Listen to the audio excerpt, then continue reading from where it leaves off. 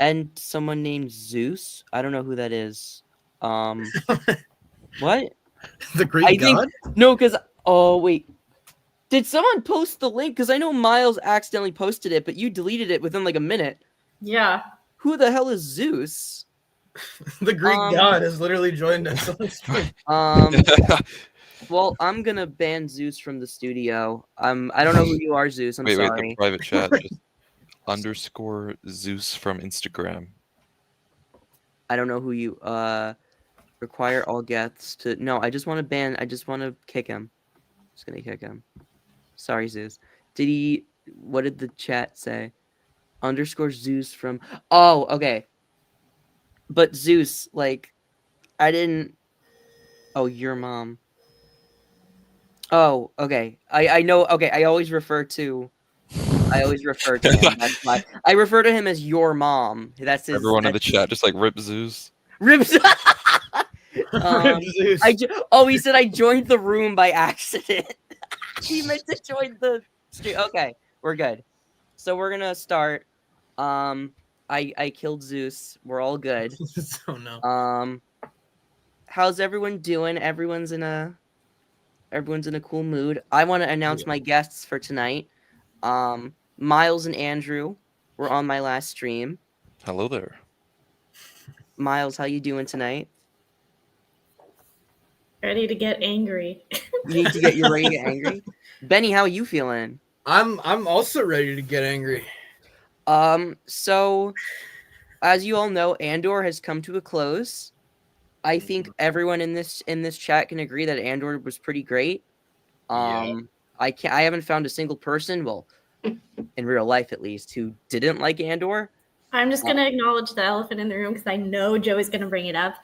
I'm sorry it took me so long to get into Andor, okay? It took you like 2 years to watch. It did take me like 2 years. I mean, if it makes you feel better, I did not like the first 3 episodes when they first came out, so it took me like a year to watch the first season. I And didn't like it. when I did, I really liked it, and then I've watched all of season 2 like as it came out. But you know. I didn't like it until it got up to Narkina.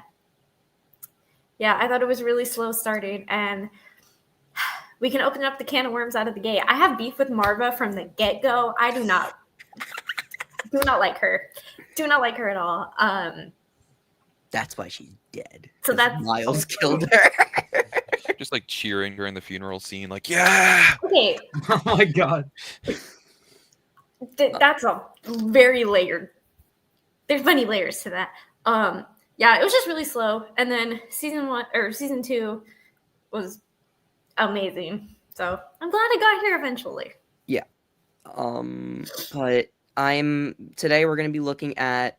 Oh, bro, if you want to get into why, I will happily get into why I don't like. I mean, okay, because the chat's blowing up. Miles, before we start, do you very quickly want to explain your beef? Oh goodness. You're gonna whole ass kidnap a kid from his home, like to save him from the genocidal guys. It's giving white savior complex. Oh. Yeah, it's giving white savior complex. Here's the thing: you didn't say bricks and screws, and at least your opinion is like, I don't agree with it, but I can say it's valid. Yeah. But like I think like I wish they explained more as to why she did it, because there are separatist logos on the ship and they called it a Republic ship. So maybe that was just an error on the... Well, no, because I firmly believe there was a post I saw that Cassian makes a comment in Rogue One saying he's been in this ship since he was like 6 years old. So assuming that when he was 6, it was still the Republic. I don't know if I should put air quotes on that. It was still the Republic. But that's not to say that the Republic was like squeaky clean either. Yeah. Like, we don't know what happened on Kenari with the Republic or with the Separatists. So Cassian's world was apparently a Separatist planet. So for all we know, maybe how well that worked out. So maybe they didn't treat it right. So when Marva saw that the Republic was showing up, she thought that something bad was going to happen, and she took Cassian. But that's the best I can gather from that. I wish they went into that a little more. That's like my one criticism with Andor is I wish they just explained what was up with that one ship because it was not a Republic ship. But yeah, That so is the very, very, very condensed It's a reason. mystery. We'll never Cat, know. please don't cook Miles. But the person we're looking at today makes Miles's little criticism look like a A beautiful, peer-reviewed scientific journal. yeah. yeah. We're gonna be looking at that Star Wars Girl's review of Andor, Oh, no. specifically the last video on. She didn't do one on the Gorman massacre, so I would assume that this last review is the episodes 7 through 12. Or she just didn't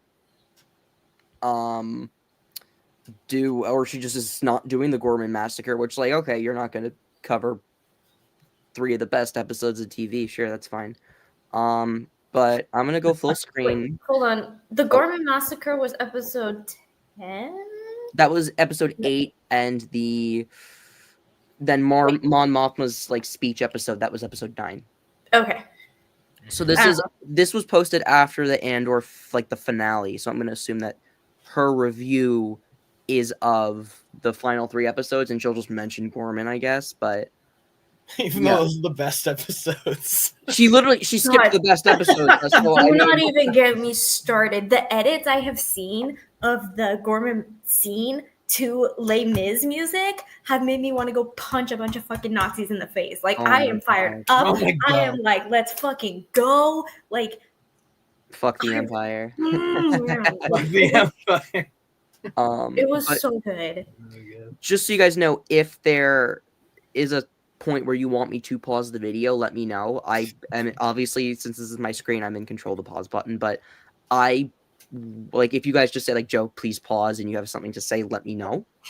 But without further ado, let's get started. Let's just dive straight into hell. All right, is everyone ready? I'm ready. All right, let's go.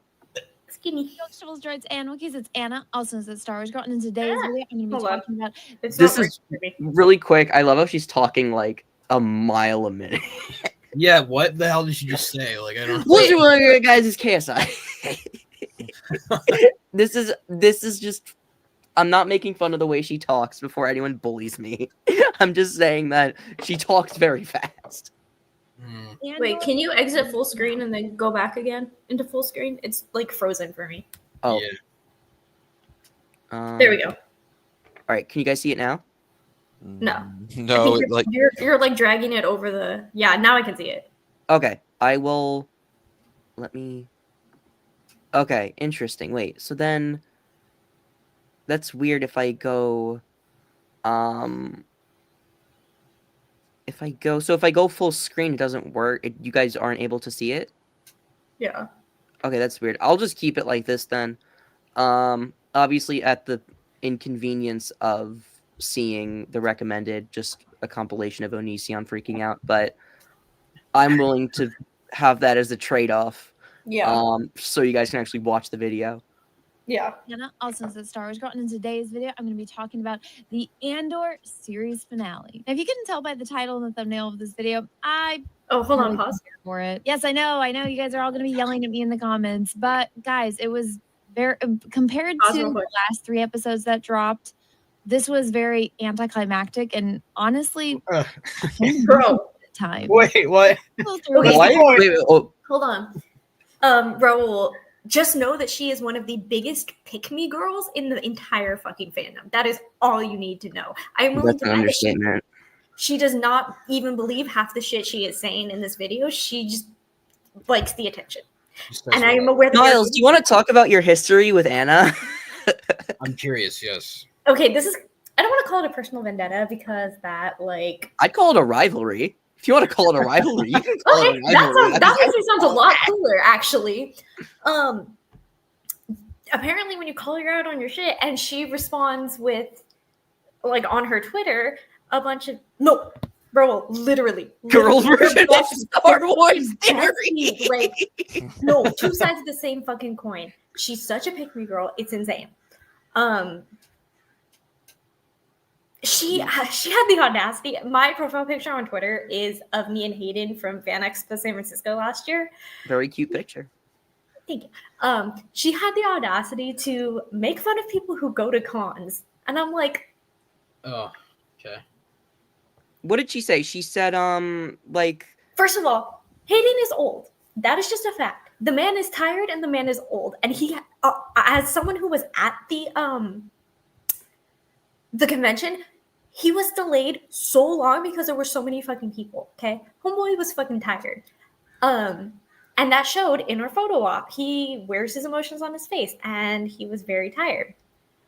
She decided to roll with that and make fun of me and say that I made him uncomfortable. And I'm just like, whatever, dude. Believe whatever the fuck you want. I don't care. You're still the biggest fucking pick-me girl in the fandom. Like, and she said, like, oh, you pay people to hug you. It's like, well, no, that's what a photo op is. that's, yeah, You like, pay a bit of money and then you take a picture with, like, that's and that's the something I textbook choose to definition spend of a my photo money on. op. Like, she's acting as if her entire fucking background in her video is not things she spent a shit ton of money on. Like, Well, yeah, you exactly. Well, spend also, not to money mention, on little figures. It's like, yeah, you have action figures, dude. Like, we're not also, gonna not to attack mention, you over that because it's a normal thing to do. that's what I'm saying. Like, don't all the they're Geeks and Gamers crew like go to like cons a lot? Theory definitely does. Theory just Star announced Wars the other Theory day, has he's like, his I'm doing own a tour, guys. yeah, But, like like- Star Wars Theory, like he does his own fucking. He has his own fucking lightsaber company that he vendors at cons for. So I'm like, if you're gonna be that way to me, like, that's part of the reason why I know her comment had no like. It didn't bother me because she isn't that way to everybody, and I'm like, if you're gonna be that way to me, then you have to be that way to everybody for me to have any validity in your comment. She's And- such hypocrisy, dude. Like, she would And never because- say that to Theory because they're friends apparently. But I mean, Oh, makes no. sense. But what was I gonna say? I want to see her tweet. What did she say? So, Oh, dude, I don't. If you go back Something farther stupid. enough in our chat, but because she quote tweeted me, all of her little fucking minions came at me, and it was just like 3 straight days of just sarcastic comments and blocking people to protect my That's peace. great. And so that's the very condensed version of my beef. Also, all of her replies were incels, Zionists, misogynists, sexists, homophobes, transphobes, racists, and I'm like, girl, you are the company you keep, my friend. You are the fucking company you keep. I wonder if there's a pattern to it. I wonder if there's like a reason. But we'll never know. So I like how her tweet is just saying like episode 10, lots of flashbacks, Luthen dies. Episode 11, Cassian goes to Coruscant to rescue Clea. Episode 12, they get back to Yavin. Cinematic shots, Bix has a baby. Like, what point are you trying to make exactly? Like, yeah, you summarize the episode, like you left out a lot of important stuff, but you can just say like Empire Strikes Back, they evade the Empire, Luke fights Vader Sorry, and Monarch, loses. that goes back to my comment of you are the company you keep. So I know So weird. I know she's a piece of shit because the people she surrounds with herself are pieces of shit. I'm actually gonna just like I usually do this where I just do like I increase the speed just because we'd be her. I all thought you were day, about to but- slow it down to like 50%. I was like, no, please. No, I wouldn't. I wouldn't. No, I no, would no, never- no. I would never do that to you. All right, let's continue. Oh, sorry. I have another comment to make. What was it? What were you gonna say? Hasn't she been pregnant for like 2 years now? Sorry. I had to ask the- and I'm like, there's no fucking way someone reproduced with you. No fucking way. Anyway, That's what gives me Holy hope, crap. honestly, in finding a soulmate is knowing that Anna found someone. There's someone for everyone, even a pick me girl. Like that Fair gives me enough. so much comfort. But you know what? yeah. You're right, Bestie. You're right. Anyways, I digress. Okay, Continue. I don't know. I'll do 1.25 because she does talk really fast. Episode of these last 3 episodes of this entire series. So episode 10, there's a lot of flashbacks, and then at the end of the episode, Luthen dies. But in between, mixed in that, the reason why Luthen dies is because Deidre confronts him. She knows who he is. He finds out about the Death Star, and they got to get this information off of Coruscant and to Mon Mothma and Bail Organa over on Yavin, and they need to escape Coruscant. But his plans are kind of foiled as he's trying to destroy all of his radio equipment in his shop. Deidre confronts him, and he stabs himself because he knows he's going to be taken in for questioning and he needs to die with that information. But he did tell his assistant Keela about it, and she is actually. I want to stop you right there, buddy. Keela? Who the fuck is Keela? I want to know. You weren't even You're gonna paying run your attention. mouth. Well, and to say that Okay, first his of all, plans were keep my foiled lights- is like blatantly wrong because like he knew, like he had a contingency in case Guys. they found him. So like that was a plan that he had. So his Guys, my plans were favorite foiled. Star Wars character is Lake Skyhooper. It's like I really hate it when people are like, I can't even get their names right. I wasn't even paying attention. It's like, then why were you even reviewing it? Fucking idiot. Well, no, it's well, that's the thing where it's like, okay, it's one thing to like not care. It's another thing to like, if you can't get such basic information right, like I'm not even trying to be here like I'm actually, but like this is like really basic information. So it's like, why do we trust your opinions on like the plot? If It's if not you even can't that like follow, if it were a minor character, I'd Yeah. be fine. But And Clay it's is not a- like well, yeah, it's yeah. not- Clay is one of like I It's- would it's argue not like Clay she is doesn't like know the who, like- secondary character. It's of the- not like of the arc. oh, I don't know this person. It's like actually that's He had, FX like- 199. Like Yeah, like if you got like Nines' name wrong in Force Awakens or even Phasma, I wouldn't even care. But like Yeah. then like it reminds me of Shea Frillis when he was reviewing Ahsoka. He And so called the thing is, Balin he called Balin Scroll, and I just thought that was funny. One scroll. But I like Shea Frillis, so we're not gonna clown on that. And like, Except the for his thing is- Bad Batch takes, but it's fine. I No, don't and love see, his there's- bad there's match, one but thing he's if a she good was like- person. I think. And see, it would have been one thing if she was like, I think this is her name, but like, I don't know for sure. Let me know in the comments if I was wrong. Because like, Just that's look it the up thing. then. People like her cannot. No, just look it up or like admit you don't know everything and admit you're like wrong. Like, I don't know. I've seen this problem in the fandom a lot and just on the internet in general. Like, if some person makes a mistake, people will like, attack them. And it's like, if they genuinely made a mistake and want to fix it, like, okay, that's great. Like, we should be encouraging that because then we get people like this who don't want to admit that they made a mistake.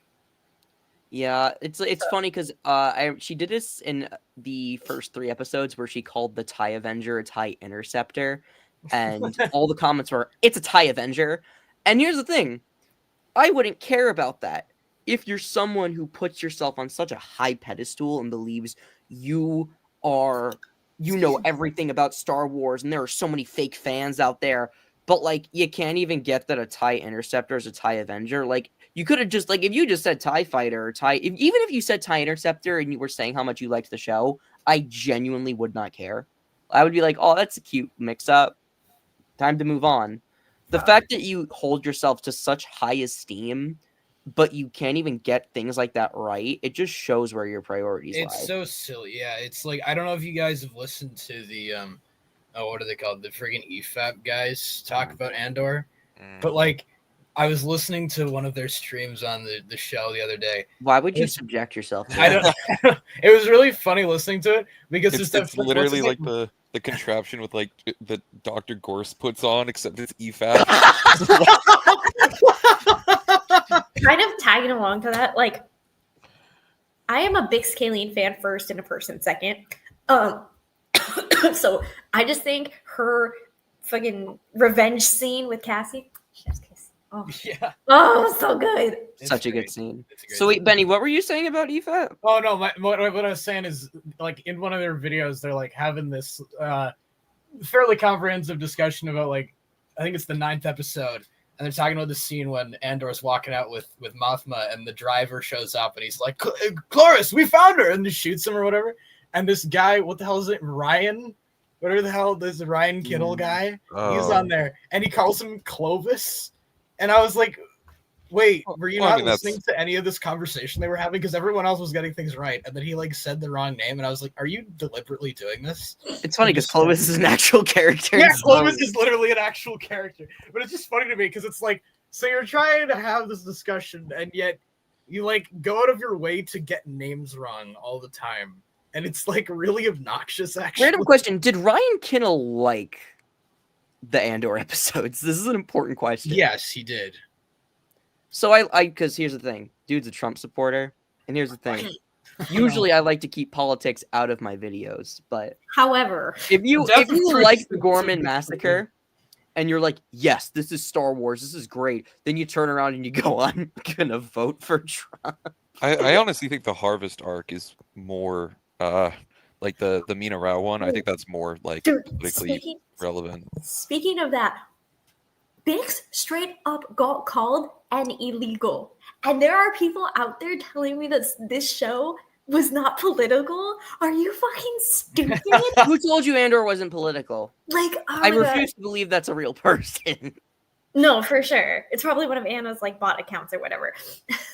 But like it's just like holding up a mirror to these people and they choose to ignore it. Like, I just I don't Alright. even know. Like what is it? Cognitive dissonance? Like that's insane to me. Like Screen lobotomy. real. The one that goes and infiltrates the hospital that he's in and has to go and pull the plug from him. It's very, very sad, especially because of all of the flashbacks that we see of like how they met when she was a child. And he basically, raised her throughout her entire life and got her ready to be part of this rebellion. And she's like, pretty thick-skinned kid. And it's like, ooh, this could have gone south real quickly. It's kind of probably a good thing that she's on the rebellion side and not on the Empire side. And so it makes you get in the fee-fees because of all the flashbacks. But at the end of the day, I knew going into this, I'm like, I've never seen these characters before. These are new characters for this show. So they're probably not going to make it. So I knew going in. What? What are you talking about? What is the point?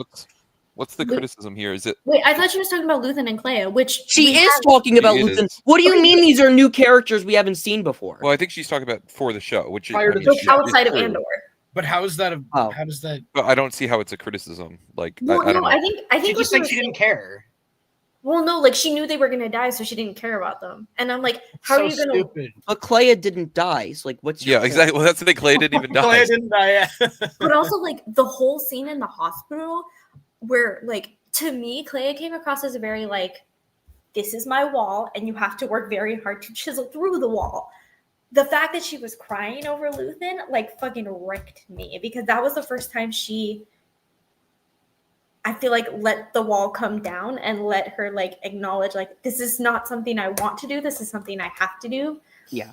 And like their relationship was not perfect by like any means. Luthen is just I could go off on that tangent too because he reminds me way too much of Saw. But Yeah. like when she like just anytime she would start crying, like for me, Elizabeth acts so much with her eyes and Oh yeah. very subtle like facial expressions, and I think that lended itself really well to her character. But just seeing her cry and like kiss Luthen on the forehead and know that like another person in her life had left her, like how can you not care? Like that just Yeah. It's. that was I remember so- something where I forgot where it was from, but Tony Gilroy said something like, that Clea doesn't even like entirely forgive him for killing her family, which I didn't even know that. Like, to me that makes a lot of sense. That was an implication that I guess Luthen, his squad, killed Clea's parents, and it's something that Clea, even deep down, she doesn't entirely forgive him for, but she still loves him.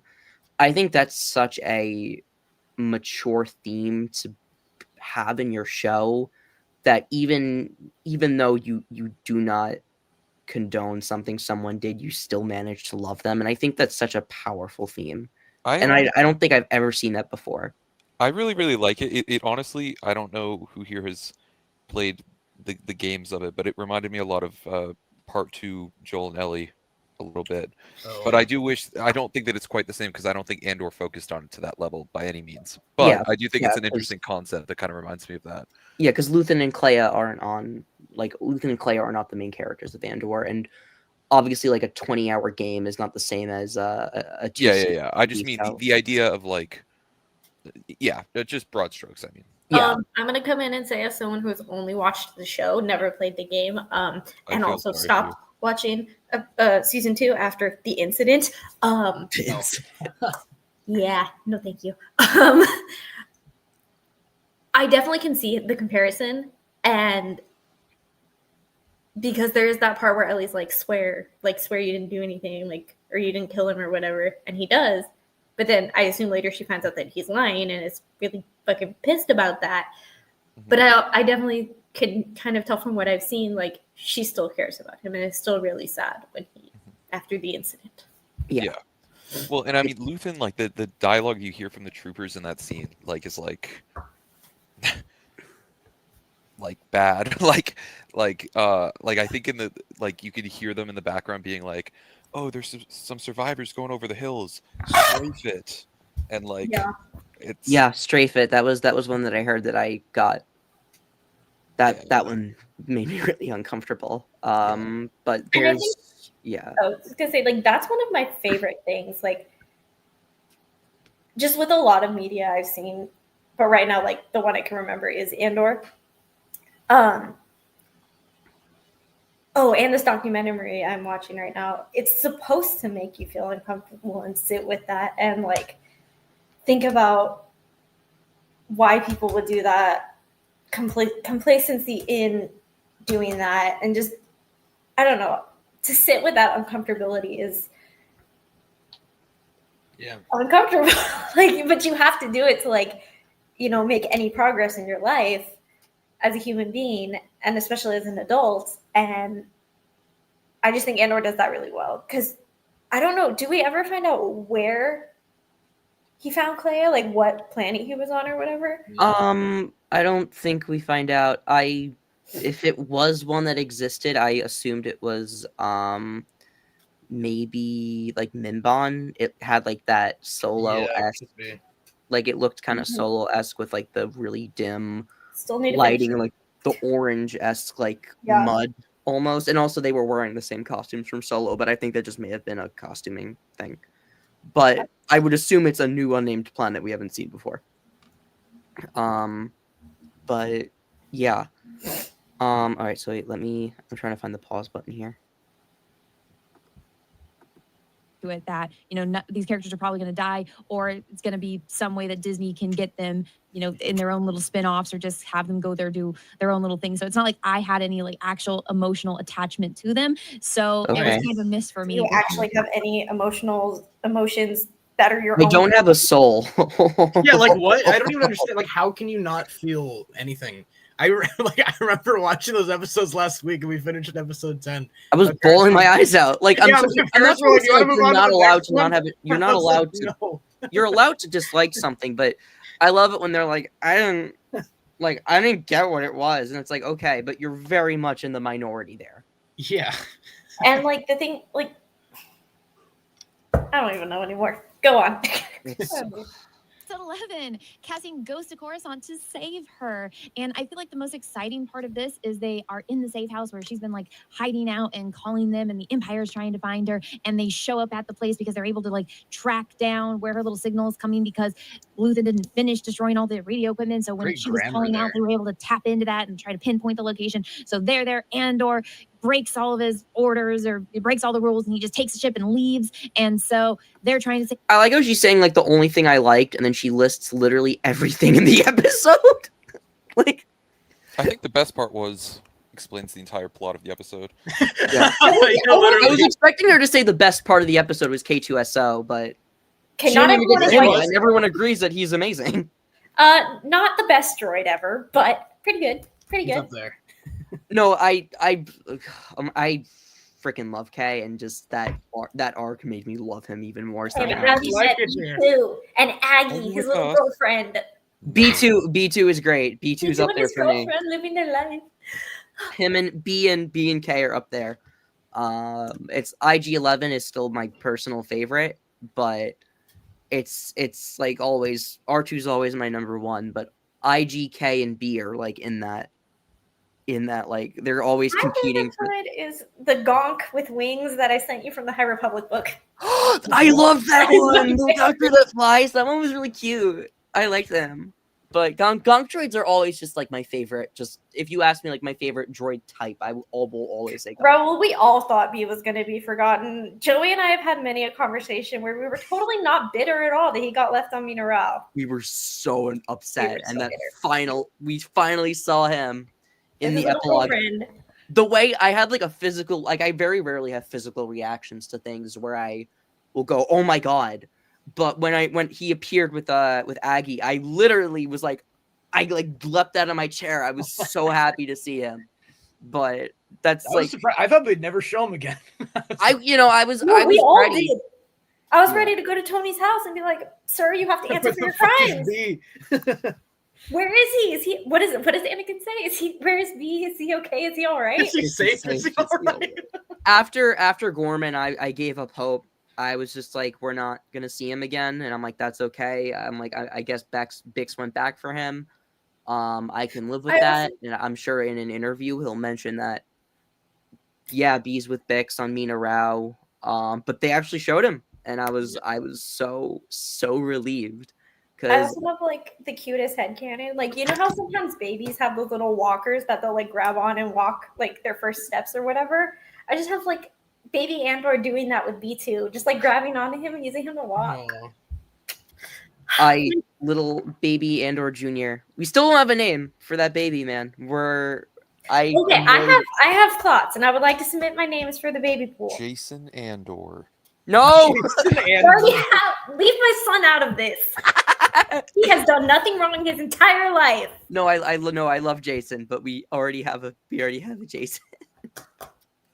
So what were your picks again for if it's a boy and if it's a girl? Oh my god, I can't even remember the boy name, but Cassian Jr. Duh, gotta have that legacy. But also I like Marva or Carrie after his sister. Yeah, I'm going for Casa or Carrie. No, that was the one. That was the one we decided on. Casa. I think that those two would make the most sense. Someone said Brasso. I think Brasso would be cool too. Oh, see, for me that gives middle name energy. Casa, Brasso, Andor. I think that has a good ring to it. Yeah. Or Carrie, Brasso, Andor. I feel like after Cassian dies, ask all the questions you want. She don't give a fuck anymore. Yeah. Like, what are they gonna do? It's not like he's a Jedi or anything. Yeah. I maybe they'll bring him into a Skeleton Crew or something. See, that'll be a good season 2. I just think if you get Jason, baby Andor, like all the kids of the rebellion, you form a show about that. Grogu, Ragnar, the Skeleton Crew. Oh, that one picture we made, the collage we made of all the kids in Skeleton Crew. The young Avengers. Those are the young Avengers I want to see. Young Avengers. But forget like Kate Bishop and Miss Marvel. I want to see baby Cassian and Jason Syndulla teaming up. Oh hell yeah! Get us in the writers' room stat. G2SO basically saves the day and saves everyone, and they get them off Coruscant. And at first, this chick's like, "I'm not leaving." It's like, what do you mean? What was the point of calling them? Yeah, I know you wanted to give them the information. She's got to give them the information. She's got to say, yo, that Urso dude, they're building a Death Star. They're building a weapon. That's why they need all the Kyber. And it's like, oh, yeah. I would just like to say, hold on, Kyber crystals were. Wait, did she just say that Andor saves the day? Because, like... No, she said K2SO saves the day. Okay, I was like, Jesus Christ. Okay. Wait, did he just say...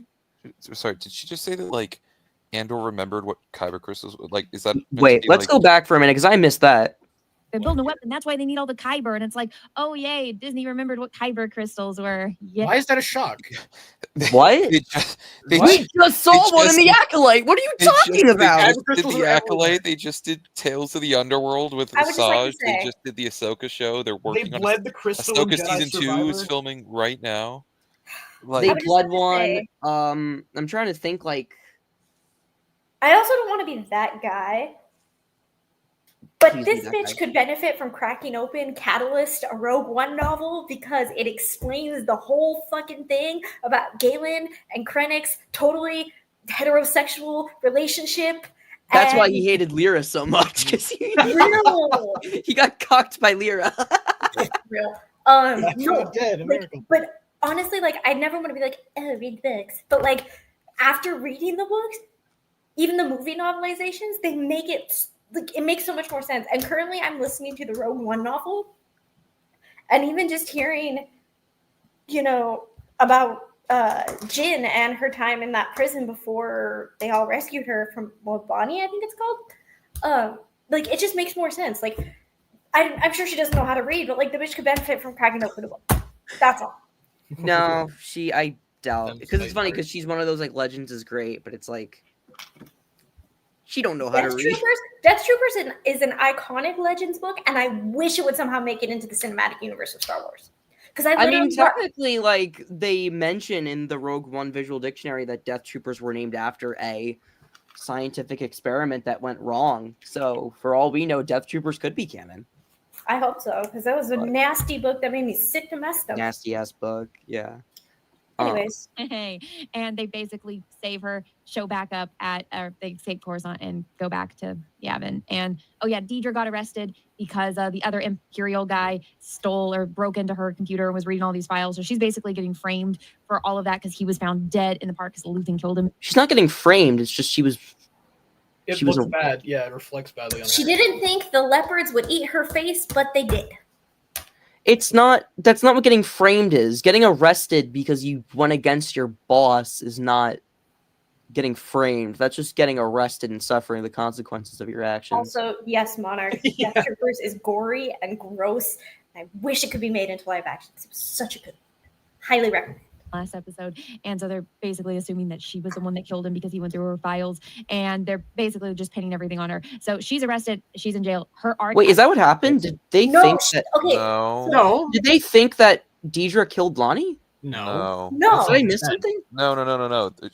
They just like because she didn't report it. They sent info. They sent info to her thing by mistake. She didn't report it. She opened some of those files, and then Lonnie was able to like steal her thing, get access to that information, he had and her then told access Luthen. codes. So she got arrested. They're not blaming her for killing Lonnie. They're blaming her for allowing Lonnie to access. No, because I thought, like, wait, is the implication that they think that Partagaz? Is the implication that Krennic thinks Deidre killed Lonnie? No. She's okay, getting. because that's what she just said. She's getting framed for killing Yeah, Lonnie. I don't know where she got that from. You misread it. No. It's that she got access to information that she shouldn't have, which allowed Lonnie to get that information. Yeah. So that's I mean, technically, like, obviously, I'm not condoning Deidre's actions because she's a very terrible person and she's hunting someone who's very much a good guy. But, like, she technically was trying to do her job. It was a horrible, horrible job that she is trying to hurt people with, but. Yeah. She's technically like when she said like, "Oh, you made me a scavenger because I had to scavenge for something that you."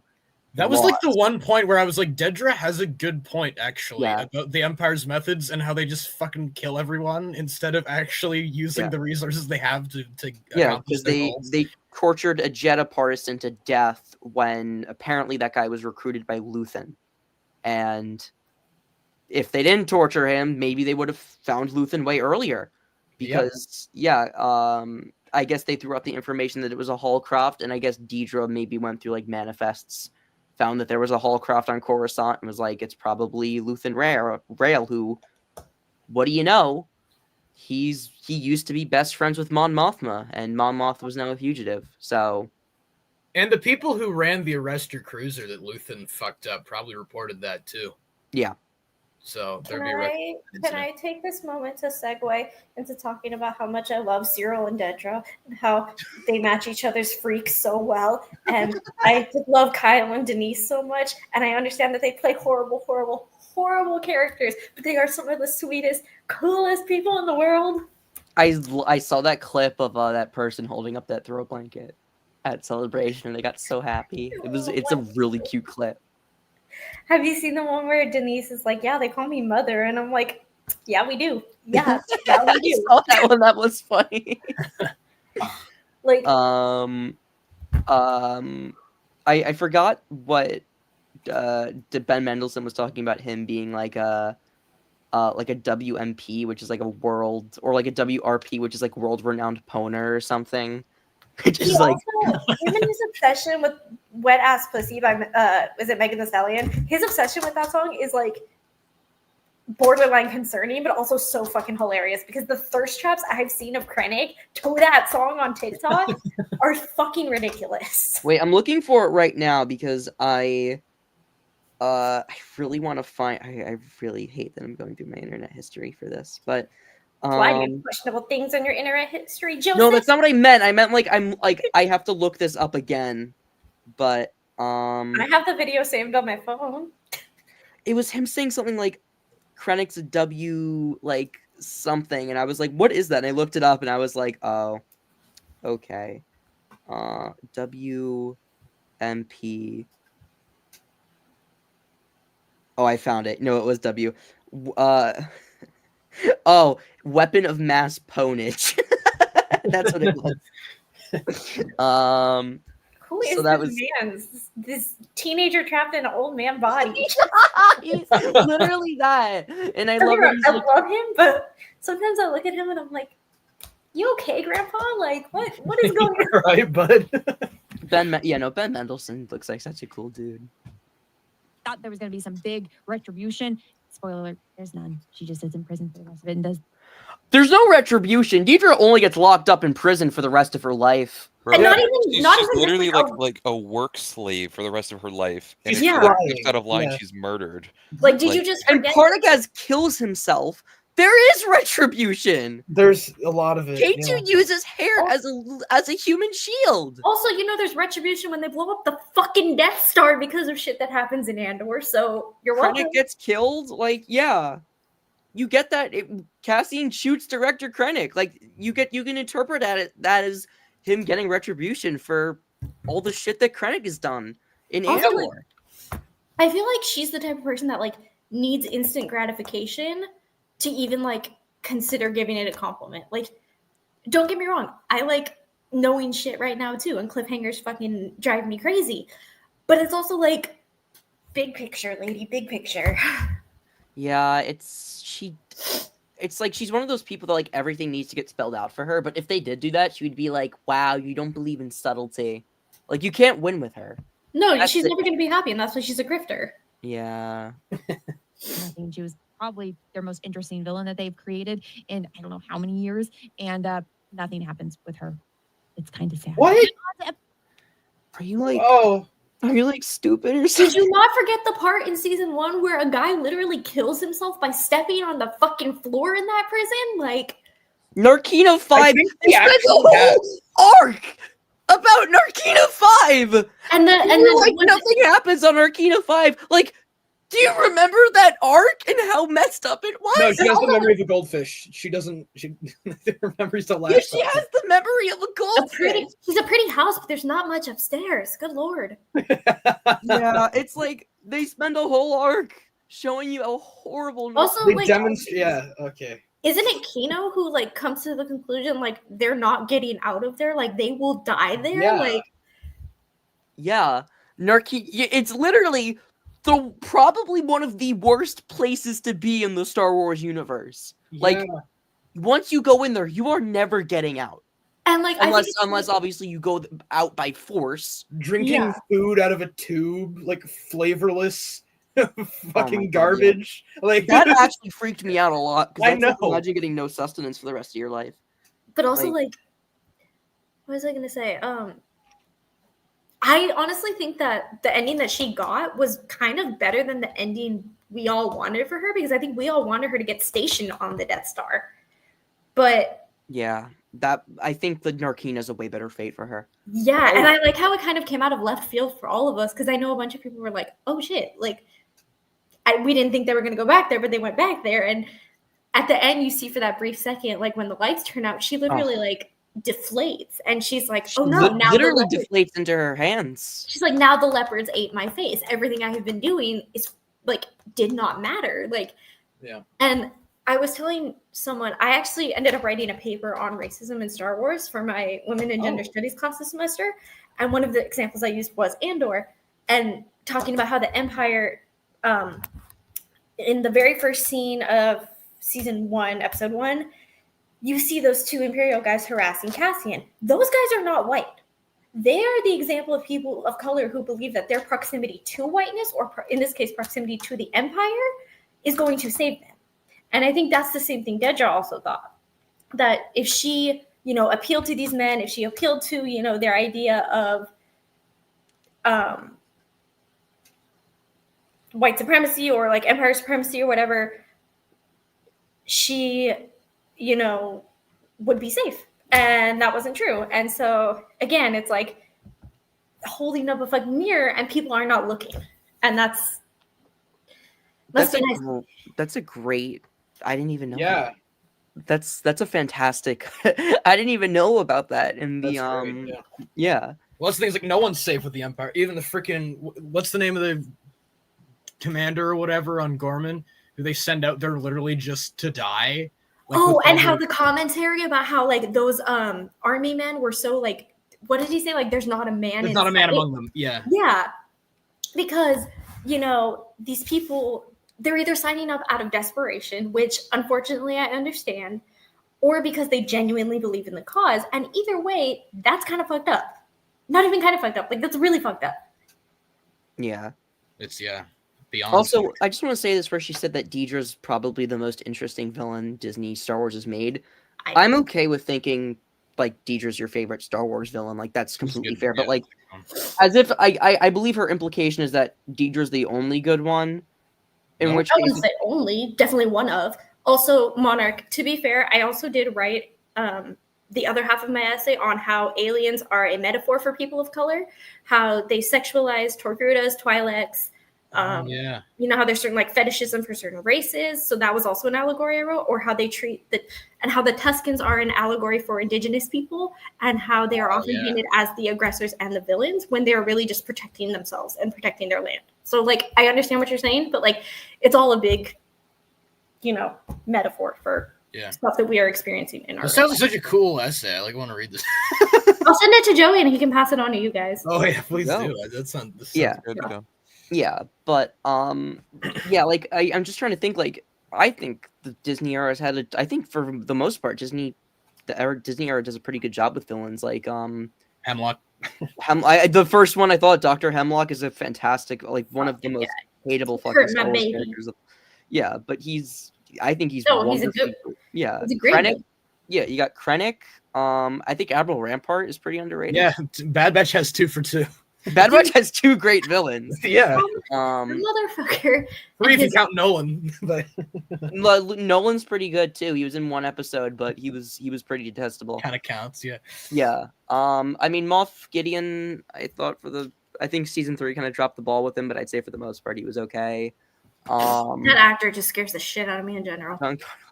He's actually very, very nice in person. I've met him, but he's very, very nice. I don't count General Grievous as an antagonist. I count him as an annoyance. He's an annoyance. Grand Admiral Thrawn. Where would you rank Dedra Meero compared to every other? I think she's next to Krennic for me. I think she's like my top ones are like Vader, Palpatine, Kylo Ren, and then it goes like Cad Bane, Dooku. And then it's just like all the Imperial officers like grouped together for me, where it's like Baylan, Thrawn, Chimere, and then like I would say like probably Krennic and Deidre are like there, so they'd probably be like 10 or 11. It's really hard to choose for Star Wars villains for me because there are just so many good ones. A lot of good ones, yeah. Yeah. For me, as someone who is a femme-presenting, white-passing human being, I think Dedra is probably in like my top 5 solely because she is so based in realism that it's almost like frightening. Because another thing I talked about in my essay is that we see Star Wars as this fantastical series with all of these special effects and amazing costumes and creatures and locations.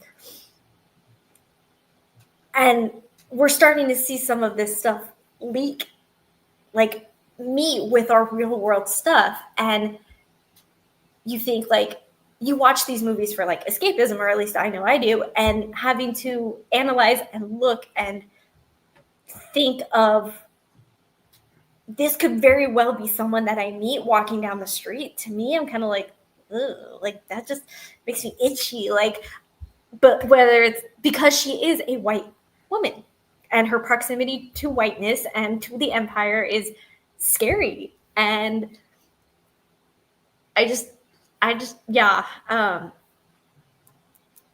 was I gonna say? Shoot. So to me, she's based in a lot of realism, and I think that's almost more frightening than like Thrawn or like General Grievous, who are these fantastical alien creatures and very much rooted in fantasy. That the realism kind of makes it a little more frightening for me. Yeah. At least personally. They get into that a little bit with like Hemlock when he says in the finale of Bad Batch, where he says like I I'm indispensable to the Emperor. And that's a cool concept that they never explored with, because obviously it's not the Empire that kills him. Hunter and Crosshair do it. But I like that with Deidre, her view is reflected in that line where she believes she is indispensable, and it's that final arc where she finally realizes that she's basically just nothing but a cog to them, and it's really great. And then also it's reflected in Partagas, who ends up taking his own life.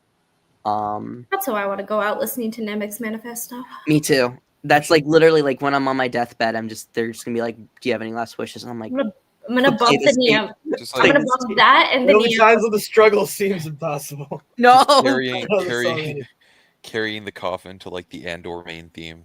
No, we're gonna bump Oh, The eulogy theme. No, we need- That's we need to bump the Niamo song while we carry the coffin. no. That's Like what we're doing. Brasso's dead body of the fucking Neamos. No. This is the people carrying the coffin. Jesus. Yeah, that's great. The Um, coffin dance. All right. Well, the big series finale. Guess what happens? They get to Yavin, a bunch of cinematic shots. They show the Death Star, and Bix had a baby. The end. I have this pulled up because I want you guys to see it for yourselves. So after, I guess, breaking the rules, going back to Coruscant he thought he was saving Luthen, but he only saves his assistant because Luthen's dead. And he comes back to Yavin with news of the freaking Death Star. And, she's severely injured, so they take her off to the infirmary. And he's got to go get lectured by Bail Organa, angry black woman, a male feminist. What the fuck? Okay, here's the thing. Huh? That is called a microaggression, friends, because the angry black woman stereotype is, so overdone, and just, you had to she freeze wasn't it. even angry. She was like slightly annoyed. Like, what? And here's Yeah. and here's the thing. I do not like what those two said at all, because we, as the viewers, have the Yeah. foreknowledge of what's going to happen in Rogue One. We have to remember that they don't know that. So they're solely going on the word of these people. And Yeah. they're rule breakers. And, like, I think a lot of people forget that we have the foresight, they do not. So while, yes, they were fucking annoying, they weren't entirely wrong to say, like, hey, this is a really fucking insane claim coming from an insane guy who we don't necessarily like all that much, and who Yeah, hasn't he's really been proved very himself. suspicious. Yeah, because Cassian literally just disobeyed orders. Like, of Yeah, course disobeyed they're not protocol, gonna almost believe got shot him. down. Like, Well, also keep in mind that like the rebellion at this point is like still pretty small and not crazy. Like, I mean, not like they're still massively outnumbered, right? And it's still gaining. It's not the alliance yet. Well, exactly, and they bring it up in Rogue One, right? Like when they're suspicious of Jin, and they're like, "Hey, you could be leading our troops into like a final battle to just like kill all of us at once," right? So obviously, if someone comes to in and it's like, "Yo, guys, they're making a crazy super weapon that can destroy entire planets. We have to go all to this place now." Like, obviously, they're gonna be like, can we maybe like confirm that?" Like, Yeah. It's like Also, cite Cassian sources, doesn't buddy. even say it's the Death Star like she's saying. All he says is they're making a weapon. they're Oh, making yeah, it yeah, very exactly. That's clear. so ominous. Like, of course they're not gonna believe him, and that's what's frustrating for the audience, is because we know Cassian and Claire are right, and we want to believe them, but realistically, it's not gonna happen, and that's why it's good writing. Yeah. Yeah. And like, what was I gonna say? I don't know. Never mind. It's okay. I can press play. Well, Admiral Akbar and Mon Mothma don't really lecture him, but he's got Admiral Akbar? That's not Admiral I'm Akbar, sorry. babe. Fuck. Put some respect on my man's name. Thank you. That's Oh. Admiral Radis, bro. That is. That's like, okay, that gives me like, you know how sometimes people will ask like, oh, you're this race. Do you know my cousin who's also this race? Like, that's the energy it's giving. And I don't know if I like that. My God, I cannot believe she did not Because, just like- call Admiral Radis. Does she Admiral actually Radis. think he's Admiral Akbar? She said it very casually. That So- makes me think But that like, she's, here's, I don't even know, man. Like, cause or is she trying to fuck with us? Like, is she actually doing this deliberately? Like, I don't know what's going I don't on. know. Play it's mind like the point of that. games. well, Keep in mind, isn't she trying to like again- appeal to the same people who are like, Admiral Akbar should have been in Holdo's place in The Last Jedi? So Yeah. I don't First of really know all, why okay. you're like. sorry, going back to you mentioned my girl. If everybody read the books, they would like Holdo more. I 'Cause thought I think Holdo was. Holdo I and didn't Leia think should have Holdo was kissed. that bad. But I digress. I didn't love Holdo. I didn't think she was nearly as bad as people said she was, though. Like, I think Read the books, Joseph. I did read the books. I liked her in Princess of Alderaan. She was cool. I She read was- it. I read that book before Last Jedi came out in preparation for the movie. I read the books. Trust You me. guys are dedicated. I was dead. I read Phasma, A Certain Point of View, and Princess of Alderaan the December of Last Jedi. I read those in 3 weeks. Not even 3 weeks. Like 14 days. I was so prepared for that movie because I was like, I need to read everything. Trust me. I read the books. I'm making it my mission to read every Star Wars book ever written. So I'll try and do that before I die. I don't know if I will, but Yeah, I don't know if I can either. But I'll try. no, it shouldn't be required. But like, also like, open your You're missing out. mind. But also like, if you're gonna run your mouth about shit, like, make sure you have all the information. Like, you know what I mean? Like, Yeah. I would never ask like a casual. I say casual fan, but everyone's a fan. I would never ask someone who like. It's just like, oh, I like the movies, but like isn't running their mouth about shit. You know what I mean? But if you're gonna run your mouth about shit, like make sure you have all the fucking information. That's Yeah, all like, I'm saying. I'm not gonna. This is like the bare gatekeep and minimum, too. I'm not gonna gatekeep and be like you're a fake fan because you haven't read the books. But if you're saying you're such a real fan and then and then you just say shit like this isn't explored, it's like, well, they haven't in this different book. Like, Yeah, that's what I'm saying. Like, I'm not trying to be gatekeep, even if I am. Like, please check me. But like, again, if you're gonna run your mouth, know all your information first. yeah, it's That's all I'm saying. ridiculous. Also, I love this very subtle plug right here. Very subtle. You can barely miss it. That's her cosplay Instagram. Right here. Jesus. Very cool. I appreciate that it's not taking up 10% of the screen. But yeah, no. Maybe I should do Anna, that. could I wish you make that I wish bigger? I I had as much. can't read it. Yeah. I wish I had as much confidence as Anna did, where in all my videos it's just taking up like an eighth of the screen. I have a request before we hit play again. Can we take like an intermission? I have to go to the bathroom. Oh yeah, of course. I'll be right We can. Let's take questions from the chat. Chat, how are we feeling so far? Be right back. Okay, you're good, Miles. Chat, what do you think of Anna's video so far? Do you think it's great? This is an incredible video. Yeah. Or how about this? Why don't we stay positive? Why don't we talk about what everyone's favorite scene in Andor season 2 was? Let's talk about it. Cause let's stay positive for a little bit. Let's talk about something cool. Sorry, what was the question? Favorite stuff? Favorite scene in Andor season 2. Let's just let it out. Favorite scene is tough. Am I allowed to have favorite scenes? Like, and not just a Yeah, scene? definitely. Because I'm like, there's a lot of scenes that I like. Monarch music. Favorite scene was Saw's monologue. That was good. Definitely agree with that. That was a great. I would assume he's talking about the breathing in scene where he's talking to. Let it run. Yeah, that one. That was great. Saw Gerrera scene where he has a speech with Willman. Yep. Yeah, I like how. Sacrifice for the chat. Oh, Wolf. I like how Roll and Monarch, 3 people said Saw's monologue. Everyone's going I crazy. hate him. I am president of the Saw Gerrera Hate Club. Fight me on Let it it. run wild. Rido's my sister. That's as good as that impression's gonna get. She loves me. K2SL Hall. Wait. That droid did not need to use that man as a shield. He was doing it for the vibes. He was doing it for the fight. K2SL hallway scene or the Luthen and Clay flashbacks. I agree with that. It was really cool seeing Naboo. I loved the Naboo scene. Oh yeah, was that meant to be Wait, a movie? I'm wondering. Yes, that was. They actually filmed it where they filmed Phantom Menace. Oh, that's so cool. I love that. Also, I'm wondering because I know in the Padme books, not to be that guy again, It's okay. there was a longer, like, they talked about the invasion on Naboo when what we didn't see in the movie about the handmaidens that stayed behind. So I'm wondering if that was, like, not related to, because I know there's, like, a huge time difference, but, like, if they were able to invade easier because of previous invasions, is what I'm wondering. Yeah, probably. And also because I think since it was Palpatine's homeworld, they probably That's true. prioritized it. I forgot But- he was even a part of this thing.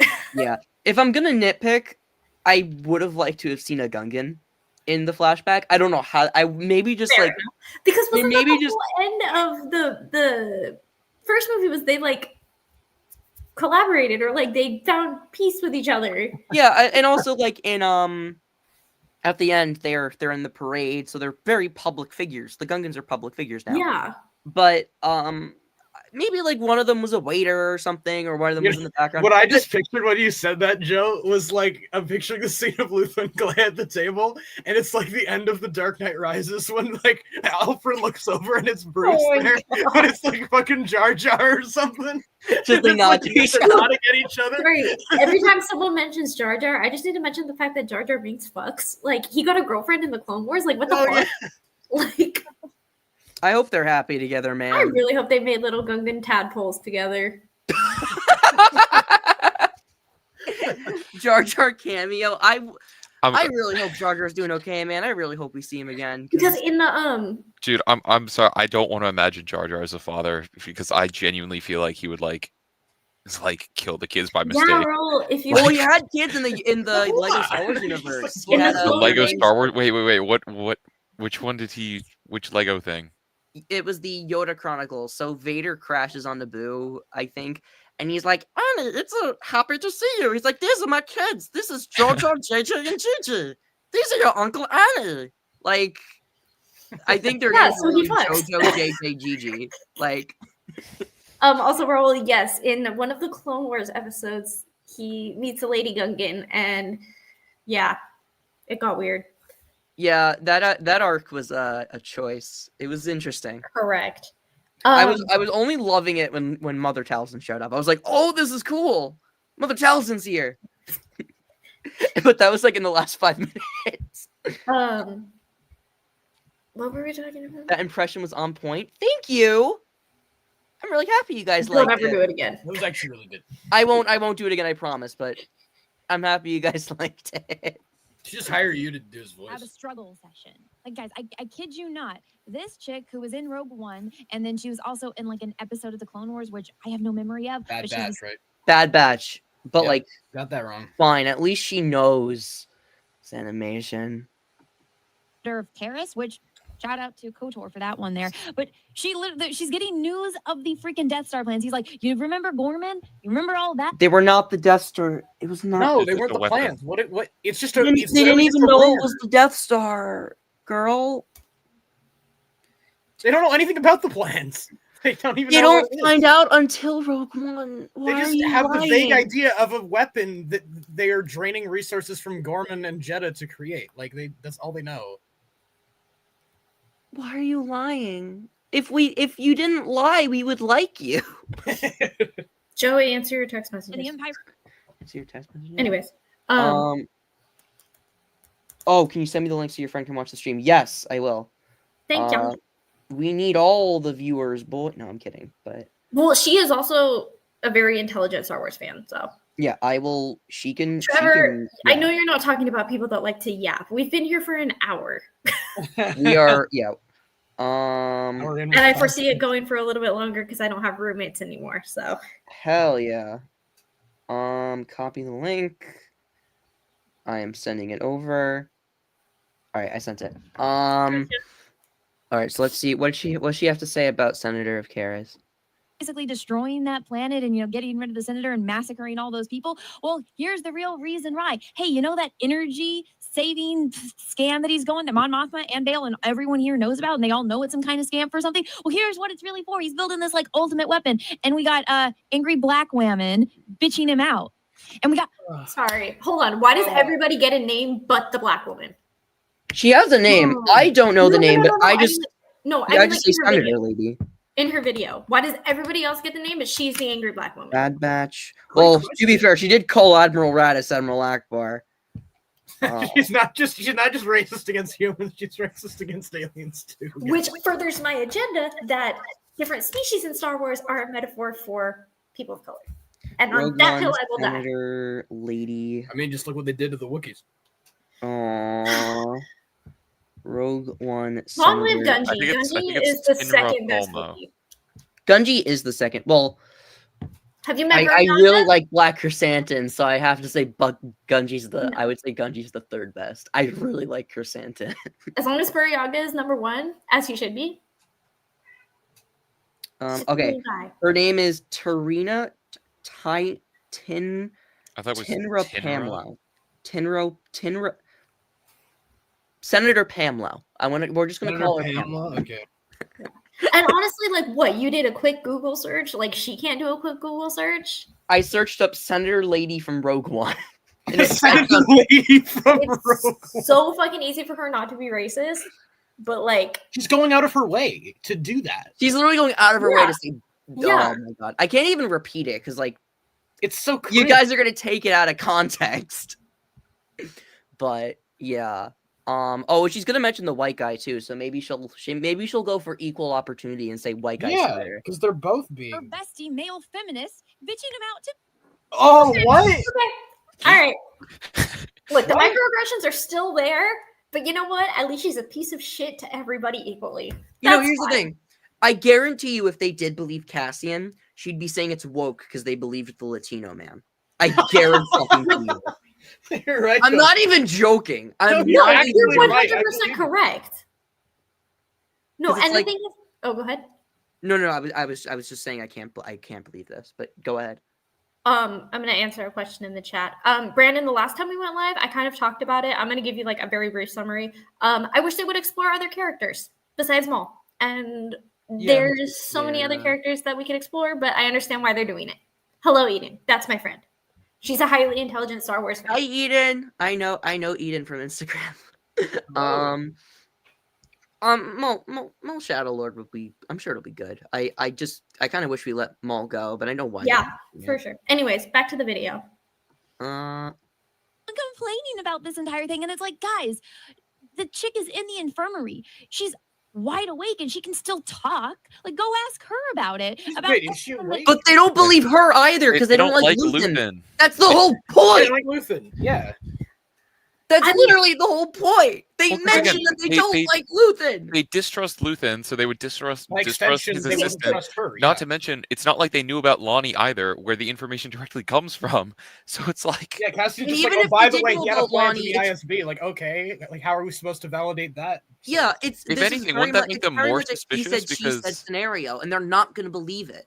if anything, wouldn't that make them like more suspicious? Didn't they? Am I misremembering? Like, didn't they say a specific line too about how like the ISB like plays people and how like he could be the one getting played here? Yes. Yeah, Yes. yeah. So Yeah, Oh, they like, literally say that. wait, you mean like when they were implying that they could have like told Luthen misinformation or yeah, something? yeah. Yeah. Yeah, and like We- obviously we obviously we know that's not true because we know Again, Lonnie. but- And I think that's the point everyone is missing. We have the foresight; those characters do not. so stupid. Also, I have a genuine question for the chat as well as my fellow live streamers. Who do you think they hate more, Saw or Luthen? I hate Saul a little bit more. No, like the senators. Who do you think they hate more? Or Oh, just- the probably I think Probably. Saw has caused them more direct problems canonically. yeah. But And I interestingly enough, also- they're still trying to work with Saw, and they just clearly don't want to work with Luthen at all. I But Saw love that. doesn't want to work with scene. them, Yeah, so but I would I also love that say- scene where they're talking like Saw. You need to get off Jeddah. The he's like, Empire. I'm not on just like, Jeddah. I'm not. I'm not on Jeddah. And they're like, he's totally on Jeddah, by the way. They're like, I could be anywhere. I could be anywhere. I'm not on Jeddah. They're like, we know you're on Jeddah. It was Oh, we really know you're fun. on Jeddah. Nuh-uh. Fucking me, no. It's literally like Jason Bourne. Saw, you're looking tired. Like, take some rest or whatever. Get some rest, Saw. You look tired. Like we're looking at you right now. Saw Saw Gerrera also killed killed Tech. Tech. Yeah, that's true. Number one problem causer. He is the number one problem. He like shoots Sabine and Ezra on Rebels because he's going. I like, forgot about that. I'm doing a does he Rebels actually? rewatch because of the podcast. Oh yeah, they started that podcast. I haven't. Yeah, they're on like episode. He also killed Tech. You're right. Yeah. That I mean, it wasn't Can we direct. do- Like, wait, like obviously Tarkin question. was the one who did Can we it. do a Bad Batch live stream sometime? Because I have a lot of shit to talk about with Bad I Batch. would love that. Good show, man. Yeah, Goated enough. show. I Goated can show. never talk enough about Bad Batch. Insert Anyway, Arrested Development narrator here. He was. That's great. Trevor, that's a good ass question because I feel like they don't want to admit that they need him, but they kind of need him. Because like Yeah. he's a pain in the ass, but he's like a pain in the ass that gets shit done. Well, not Yeah. to mention, I would also say they kind of want to be on the same page because if he does bad things, it can also it can have ripple effects on them. It'll reflect on them. Like that's why Mhm. that's part of Yeah. why they were calling him, because they were like, hey, you're attacking all these transports out of Jeddah, and like that's gonna cause problems for all of us. So like, can you listen to us so we can tell you like stop? Yeah. If they're all on the same page, it means that they can be like they want to be an organized rebellion. Like the whole point of it being a rebellion is that they're all under a unified umbrella, and Saw's acting on his own. So if they're all together, it means that at least they can all be on the same page and be giving each other the same information. They all know everything. Yeah. And then also like kind of tying that back to Andor again, the rebels that we saw where Cassian gets like kidnapped or whatever after he takes that ship, which I love the idea of Cassian just being so bad at flying one of those things. It's fucking hilarious to me. But again, going back to the holding up the mirror to society, the infighting was insane and nothing ever got done. And I feel like that's what they were afraid would happen if Saw didn't play with that, or Saw didn't get on the same page as them. Is that what happened? But because he's such a zealot, it would happen on a much bigger scale and a much more dangerous scale as well. Yeah, because that one scene in the I think it was episode 2, them being unorganized leads to them all dying on Yavin. And I think only Cassian gets out. Like maybe they ran away, but it's really unfortunate. Let me find. I have to I'm going in between tabs, so when we are talking, I can see everyone's faces. So I'm going in between tabs. And even Andor starts throwing a bitch fit, being like, bruh, Mon Mothma wouldn't even be here. Half of you all wouldn't even be here if it wasn't for Luthen. So you really think he's lying about this? You really think all of us would be risking our lives over this? But Disney That's knows the they have point. to live up to the freaking stereotypes and the memes. I don't get it. Like seriously, What? Okay, wait. So What did she even just say? A few things here. First of all, the whole point is that Cassian's literally there, like, hey, you may not like him, but we're all here because of Luthen. So Yeah. that's A, the point of the scene. B, it's not giving into stereotypes, it's matching her characterization from Rogue One. Yeah. No, but then if you say that, she'll be like, well, in Rogue One it was dumb too. Like you can't win with her. Also, and It even just- if it wasn't like that, she'd be like, nah, continuity. Blah, blah, blah, blah, blah. Yeah, you can't win with her. Like Nope. There's no winning. entire scene just showed how completely incompetent everyone in the Rebel Alliance is. I mean, we've already Actually, it does the exact people? opposite. Like literally the exact opposite. Also, And it's there's just so suspicion funny to justify it. dangles the original trilogy in front of her face. Like, you want to say that they're incompetent again? Hello, here's your proof. It's so. And also, yeah, continuity matters. Exactly. That's why they're pieces of shit in Andor and pieces of shit in Rogue One. So, not you, Mon Mothma. You can do no wrong in my eyes. So. No, Mon's great, but please don't fuck her up in Ahsoka season 2, guys. Please don't. please don't. But I don't think they did because even when we see her, it took a lot for her to leave the Senate. And so in Ahsoka, we always see her kind of warring between this is my responsibility as a professional responsibility, and then this is what my heart is telling me to do. Because I feel like now that we know that she's a mom, I feel like in season 1 of Ahsoka, she wanted to help Hera so badly. exactly. Because Yeah. I feel like if she was given a chance to see Leia again, she absolutely would take that chance. Yeah, I love that. Andor almost helps Ahsoka more because now we know that her wanting to help Hera is kind of her understanding what Hera's going through because Yeah, that's informed by her own. Yeah. because Ezra's essentially her surrogate son, and I love that scene where she says, "Don't let your biases get the better of you, and don't deny that you don't have them." And it means like a lot. Like you know that means so much to Mon, because she genuinely wants to help, and it's such a great. It's like that scene now means so much more to me, and I already thought it was a good scene in Ahsoka, but now I like it even more. But I really hope that they carry that now, because we now know the full story of Mon. So hopefully in Ahsoka they'll be able to further expand on her character. Like maybe they'll even mention Lita. Like she'll say like, I used to Have a daughter, yeah. and I don't see her anymore, but I know what you're going through, and that would mean. I mean, it really also makes it much more sad that Ezra was able to come back. Yeah. I'm so excited for Ahsoka season 2, man. And she's like, "Oh yeah, I had a daughter, and she got married, and then my husband hooked up with my sister-in-law." That was so gross, but like I hate that it was also so on like in character for him. Well, they actually mentioned, Tony Gilroy elaborated on that. He said apparently that in the script, they didn't end up filming it, but he said it is still canon. Apparently Skolden was in charge of the broadcasting network, and he had a unspoken alliance with Mon where they were trying to shut it down, but Skolden refused to do so, and he was like helping Mon broadcast the message. Leia's father-in-law? Yes, that was the father-in-law. Okay. And apparently he got arrested, I think. So damn. So I think that I don't think the implication of that final scene is that Perrin was cheating on them. I think it was meant to be them like finding comfort in each other, but it doesn't really like click that way because we didn't see the other half of it. Yeah, that's okay. Yeah, that completely recontextualizes it. Yeah. Also, speaking of cutscenes, when are we getting our K2 horror movie? Like, we need to get that, man. We got a snippet of it. I still like the way they did it in Gorman, but I really hope they reskin that. They make like a horror movie, like short or something, or even like a short story or something. Just like, because I feel like that would just. That'd be like, yeah. We got a little bit of that in Skeleton Crew with SM33 in that first scene with him, but I never finished that. So. Oh no, it was in episode 2 where they first meet on the him. ship, and he was like, "Oh." He's like, they filmed that like a horror movie. I loved that scene. Yeah. But I want like a whole episode, and we also get a little bit of that too in Bad Batch with the Zillow Beast, where like the commandos are being. Oh yeah. I would also just like to say we can mix Death Troopers with K2, with some form of like animal horror, and we can make the greatest Star Wars horror movie ever. Yeah, I really hope they just reskin that. Like, obviously it can't be K2SO, but it could be a KX droid or maybe a new droid type.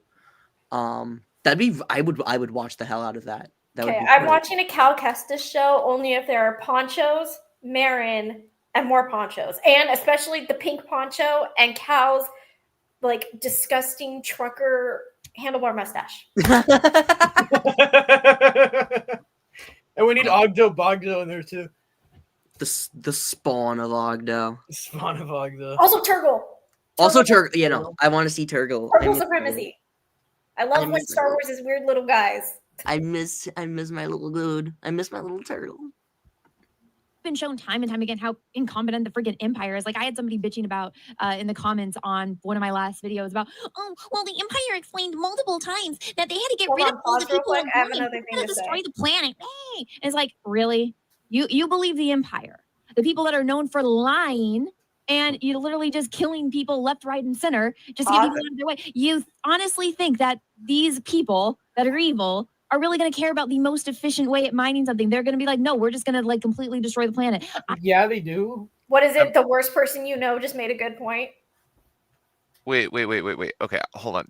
Sorry. What did she say here? I don't even know if it is a good point. She's basically saying it makes no sense that the Empire would care about people knowing, or like the most efficient way to mine stuff. Like they're just going to. They want to keep up the facade, right? Well, the Senate is still there at this point. They need to have like plausible deniability. You can't just like because they establish in the show that Gorman both has status and like good like culture to it and everything like that. Like you can't just like They're well respected. Like Yeah. you can't just like bomb Gorman, right? Like the That was Senate the whole wouldn't point stand of for the it. protest, was to frame Exactly. the people of Gorman. Like yeah, you need to like slowly build it up and use it like with propaganda pieces to like instigate something that you can then point to and be like, see, that's why we killed them. Like You mean that's like why when they manufactured consent by pew-pewing that guy, that imperial officer? Oh yeah, yeah. Yeah. Man, like the whole I the thing is like I don't think people realize that like just because the Empire's evil doesn't mean that they were like completely unchecked evil for like They wanted to keep up a facade, right? Like even in Rogue One, when they blow up the city on Jeddah, Vader's like, "Oh, the Senate's been informed that it was destroyed in a mining disaster."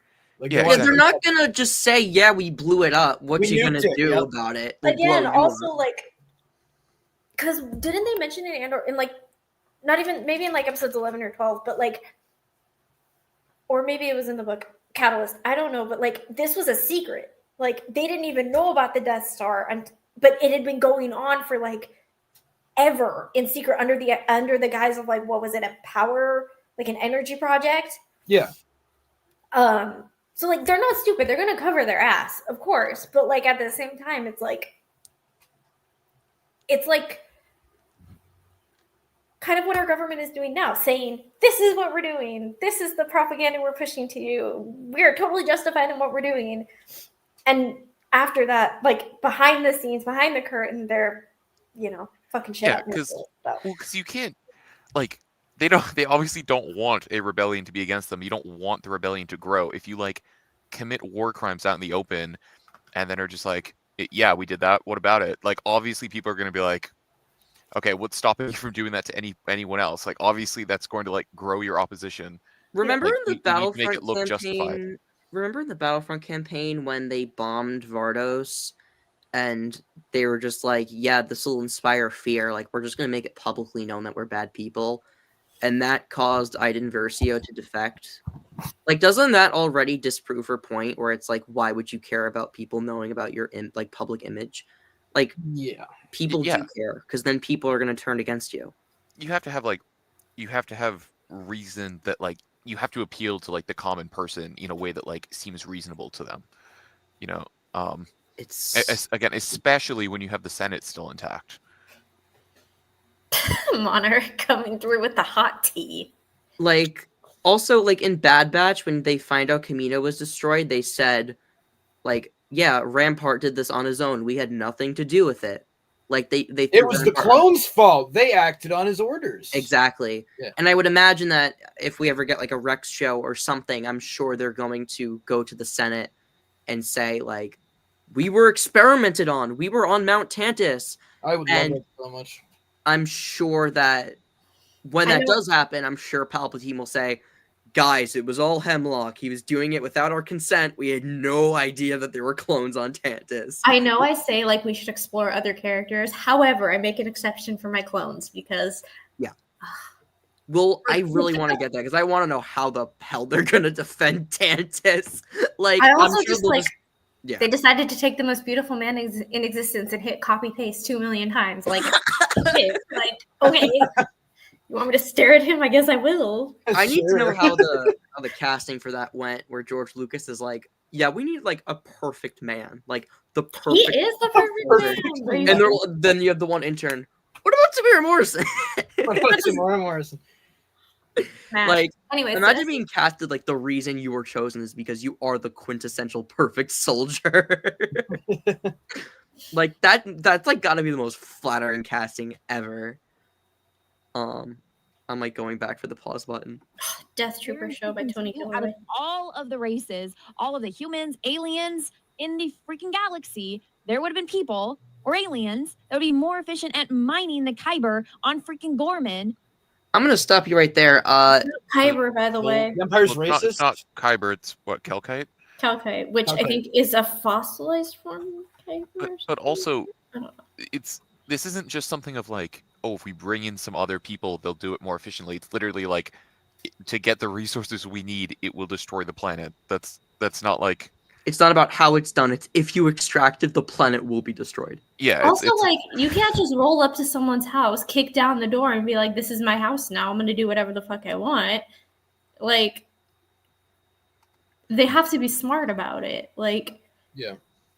That's Which why is it was. why- That's why it was a campaign that took 3 years to do. Isn't that like a plot point in the Kanan novel, the New Dawn or whatever? Like they literally nuke a freaking moon because they want the. Yep. Okay, you opened up the floodgates, baby. I'm gonna talk about it. Yeah. So the moon, of course, so Kanan is a bartender on Gorse, and he. Yeah.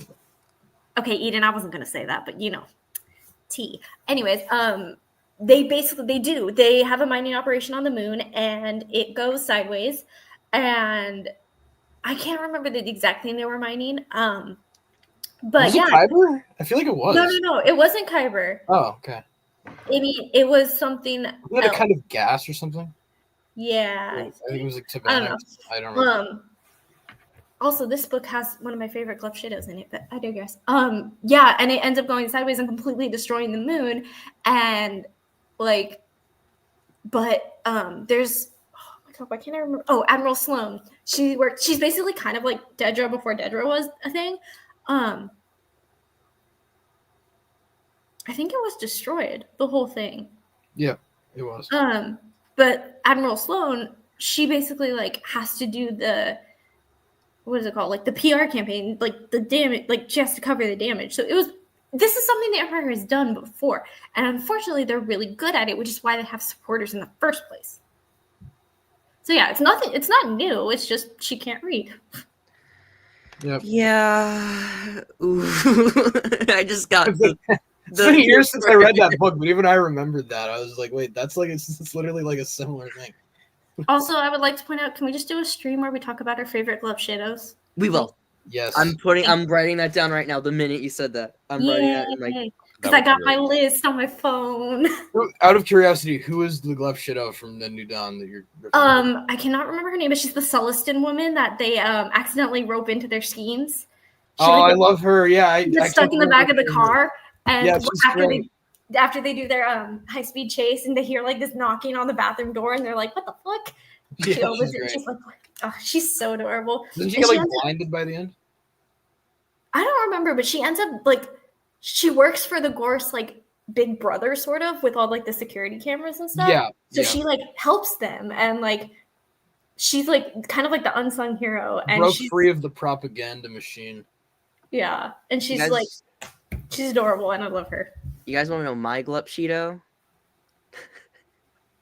It's not even an option. Everybody knows who R5 is. But the reason I love him is because of a book. It's because of certain point of view. So like, does that? And how he saved everybody? Yeah, the short story in Factpov, the red one. That's my favorite short story. Well, not just that like written story for Star Wars ever. Zeluna, that's her name. Zeluna. Yeah, that's her name. She's so sweet, and like, I had to get the book. I love her. I love her so much. But this R5, the 3 3/4 inch R5 figure was my first ever Star Wars action figure of all time. First ever figure. I got him at Disney World on my birthday, at the Star Tours gift shop. When are you going to visit me and Eden at Disneyland, Joseph? Post Star Wars celebration. He would. We'll find a way. I promise. Well, there's so many people I need to meet if we're going to find a way to find them. Oh, my heart, Benny, when you said that, like I got tunnel vision.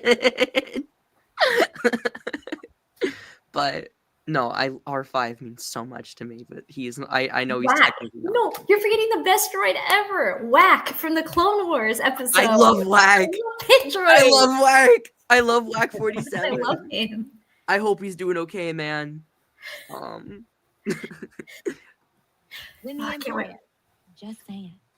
It's common freaking sense, but that's out the window. And this is what I've said as I've had more conversations with people about this, either on Twitter or on streams and stuff. I honestly think this show, the people that I've come to realize really like this show are people, and this is no offense to you guys, but it's people that like don't have a more in-depth knowledge of Star Wars. Like, what the fuck? That's That is actually kind of offensive. Like, I'm No, actually This is- displeased. no, this it's not is offensive. It's crazy. impressive. This is It's crazy impressive. as she's out here like, yeah, it's actually Keela and She can't even get the Adam's goddamn names right. Admiral Come on, man. No. Like, what the fuck? The audacity, the You guys should let caucasity, the show our the caucasity of white women. I swear to God. And I'm saying this as a white person, so I get a pass. But holy moly, like, man, I can't Are you breathe. having a heart attack there, Joe? You're just dying, man. oh rip, I killed him. I get your figures. I get your dog. I get your dog when you die. I get your I mean, technically, Charlie is my mom's dog, but Everyone getting Neomos ready. He's gone. yes. Oh, I can't wait for your funeral, Joseph. It's gonna be a Chandrillin party. oh, No, but I'm my sorry. The God. absolute caucasity. Like, man, I wish. Like, oh, give me a chance. Oh my God. Also, Brandon, like, Embo's your favorite Star Wars character? Man, why don't you tune in for next year, buddy? Next year's gonna be your year, Brandon. hey, if they ever decide to make a Black Spire movie, I'm gonna be the most obnoxious about my other Gleb Shido. Can't wait for that. Is it Vimerati? Okay, first of all, I don't think she's a Gleb Shido. No, her name is Oh, is it the Chadra fan? yeah, she's the Chadra fan. I can't remember her name. I love her. Wait, I'm gonna look up her name. She's, The Chadra fan. Crikey. Starts with a K. But yeah, she's my baby. Yeah, but the caucasity of this woman is actually insane because, like, her depth is about as shallow as a kiddie pool. Like, how does she? Correct. Vi is a queen. She's Yeah, her name is Cricky. Her name is Cricky. Anyways, oh, the caucasity. If you've only watched the movies, maybe have a base knowledge of some of the EU kind of stuff, I can understand why you're making excuses and can somewhat enjoy this stuff. But you have any in-depth knowledge of Star Wars, you're just like, no, this is not how things. I have an in-depth knowledge of the names because I paid attention to the show. And you're not Yeah, a this fucking is like- idiot. Basically saying if you watch Andor, you don't watch any of the shows. Or, by the way, first off, saying that is so utterly disrespectful because, like, just because you don't read comics or books does not mean you're a fake fan or anything. But maybe we were saying that before about her being like, you should have read Catalyst, but like with Anna, it's different. It's for a different reason because she's so dense. No, and like I said, Yeah.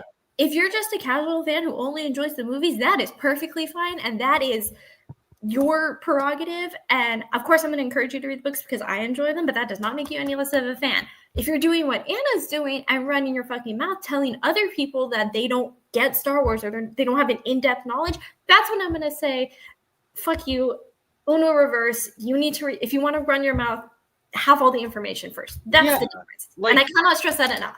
Yeah, like my mom isn't like the most in-depth Star Wars fan. Like she can't tell a freaking like a Star Path unit from a splicer, but like I would say she has more knowledge about Star Wars than freaking Anna. Probably. Yeah.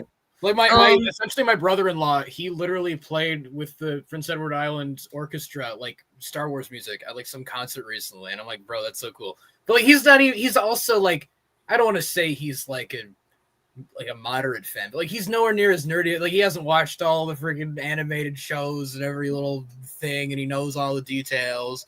But I'm like, I don't know. Like I feel insulted on his behalf hearing this. Like, I'm like, this Yeah, is so it's fucking very stupid. insulting. It's like, come on, man. That's so like the Also, like, I want her to walk up to someone who, like, was watching Star Wars back in the 70s and say this to their freaking face. Like, I dare you. Like, I dare It's her. really funny because she's saying it as if Andor is not like the most acclaimed Star Wars thing. Yeah. She's saying it like with such confidence, like obviously Andor's bad, but like, you know. And see, the beef wouldn't be beef if she had just said, not for me. That scene with Admiral Akbar sucked so much. Like, like this is who we're talking about here. Like, I'm just like, how much of this does she actually believe and how much is she just saying for shits and giggles. Like, she's just spouting nonsense. and also, like, at this point, it doesn't matter because people like her and Theory and, like, whoever, they've made it such a shitty place to be. Didn't And Theory literally like say he wouldn't watch the show because he was so pissed about people calling him out on how stupid it was that he defended the Empire? All of the comments now on his videos are just people saying, "Watch Andor," and it's all just quotes from the show. no, The and one I I see love the one I see the most is from Luthen saying, "There's a whole galaxy out there There's a waiting." whole to galaxy discuss you." waiting to discuss. also, like, I'm so happy he shot himself in the foot. Like, good for Yeah. him. Yeah, he needed Good for this. him. I'm Yeah. not gonna out this person because I do respect his privacy, but I know someone who is a handler for Star Wars actors, and Star Wars Theory was recently in Nashville, and we were talking, and he said, if Theory does approach me or my clients, I will be throwing hands. He didn't say it like that. He didn't threaten Theory. So Theory, if you're watching this, this is why I'm keeping his name private, because I don't want to out him. But just goes to show that even people who work with Star Wars actors do not like this man. Nobody likes him over the age of 10. Like, And I feel like there's something going on TikTok too currently you because said there's that Spooky Jawa. I'm not gonna tell you. I respect their privacy. I'm not telling you. there's also kind of there's drama in another circle I'm in on Book Talk going around right now, and someone made a video saying that, like, if we allow this shit to continue, it will fester. We have to cut it off at the root. So, like, I know this is probably rage bait and whatever, but that doesn't matter anymore. We have to keep denouncing it until they don't have a platform anymore, which I don't know if that'll happen ever, but this is very cathartic for me, and I mean, we've overdoing here. So seen YouTubers get canceled before, and even if they have a fan base, they've slipped into obscurity. Like they're where, I mean, to the point where they're not that their fan base has left them, but their credibility has all but been expunged. Yeah. Like Mr. Beast, for example, used to be such an acclaimed YouTuber, but now he's like, isn't he gross? We don't like him. yeah, Mr. Beast, unfortunately, is kind of, his career is kind of, dark side. yeah, he literally fell to the dark side. But yeah, no, Spooky Jabba, you're fine, by the way. I didn't mean to come off as antagonistic. I just meant, like, I didn't want to out the person, which you're totally, it was, if you didn't hear me, that's totally okay. But I read it as, like, someone trying to push me, but, like, I did not want to out my friend. But yeah. Oh, did I mute the video? Even the frickin' Internet doesn't want to hear us. even the internet doesn't want me to listen to her, man. My computer's It's telling you not to. yeah, it's telling me not to. Let me, because I know that I can hear you guys, so I know it's not me. Your internet is like, there will be times when the 3 plus 5 equals 4. Oh, it worked. We're good. Okay. Okay, good. Work. 2 plus 2 is not equaling 4 in this scenario. You're trying to tell me that like 3 plus 5 equals 4, and it just doesn't. It just doesn't. But anyways, What are you saying? What the fuck? in this. She's basically saying, like, Andor's not good. And that's a fine fucking opinion for her to have. Like, she's entitled to A her really own opinion. weird way to say that. Yeah. It's like, I'm so intellectual. I know 3 equals whatever the hell did you saying?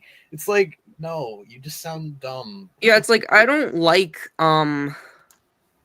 you know, I'm not like the biggest, like, Star Wars Rebels fan, but am I gonna tell people that they're wrong for liking it? I'll Like, tell you that you're wrong, Joseph. well, I mean, you can tell me I'm wrong because I know I'm in the minority. Like, I know Rebels means so much to people, and it's literally, like, changed lives and how people view the Star Wars franchise. So who am I to say that that Star Wars Rebels is not a good show? Because, you know, I don't particularly like it, but I know that, like, with Miles, like, it's your favorite Star Wars show. Who am I to take Tied that now, away from? but yes. Not Andor's right up there with Rebels. Because Oh.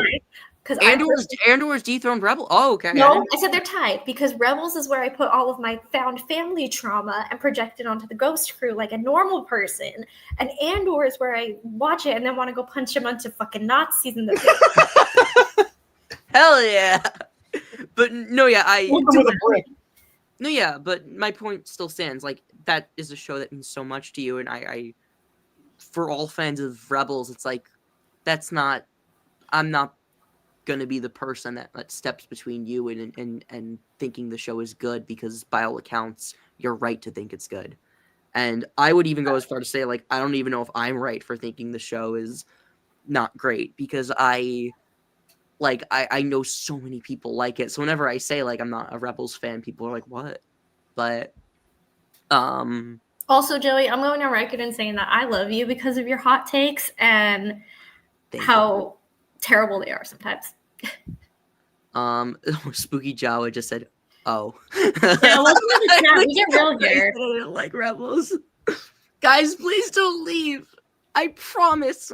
I'll say 3 good things about Rebels. Kanan good, Hera good, Ahsoka good. Also Darth Maul good.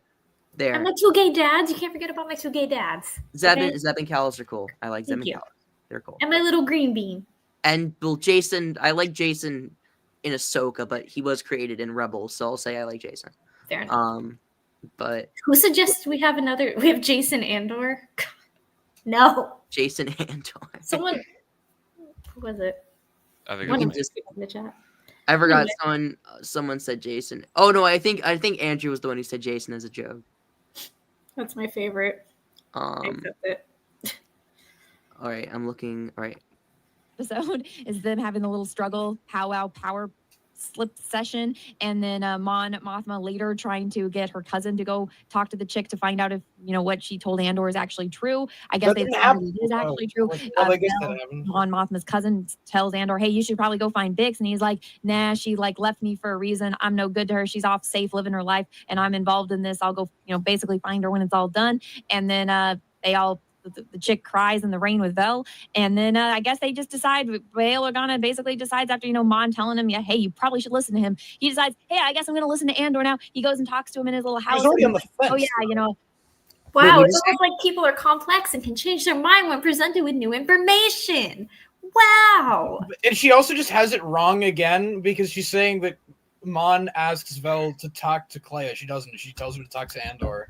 Hold on. I need to fill Eden in. So there was the one senator who was black, and she called every other senator by name except for the angry black woman. So that is the benefit. I'm not gonna say it because Eden says that it's not good, but is that not? I have not heard that in a negative.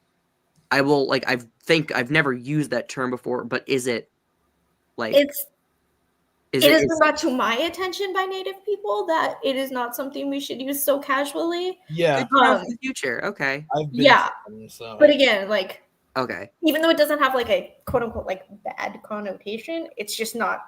Okay. Kind of odd that you'd use it in this context, but yeah. Okay, good. Yeah. Just say if you're in the context she was using it, just say meetup or group huddle or something. I don't know. Yeah, group huddle meeting. Yeah. And it just kind of frustrates me because you wanted to learn. Here's an education. You are going to take it and use it to be a better person. I feel like if we brought that up to her, she would double down and try to, checkmate liberal. When she I know she's comfortable using the freaking R-slur. No, not surprised, but disappointed. I mean, she literally said that in the grape scene with Bix. She was like, "Oh, this is our word." Wow. Yeah. She is not a girl's girl, is she? Jesus fucking titty crushing a cracker. I've never heard that phrase before. That's new. I feel like I'm the only person in the world who uses it, but I want to clip that now. I'm just gonna use that as a reaction clip. Bet. Whenever someone tells me something ridiculous. Bet. No, but for it's crazy. Is it Maybe really? all guys fighting or something like that, and it's like, oh my god, the cringe, and then it's all of these dramatic, cinematic shots Why is it cringe though? What's cringe about it?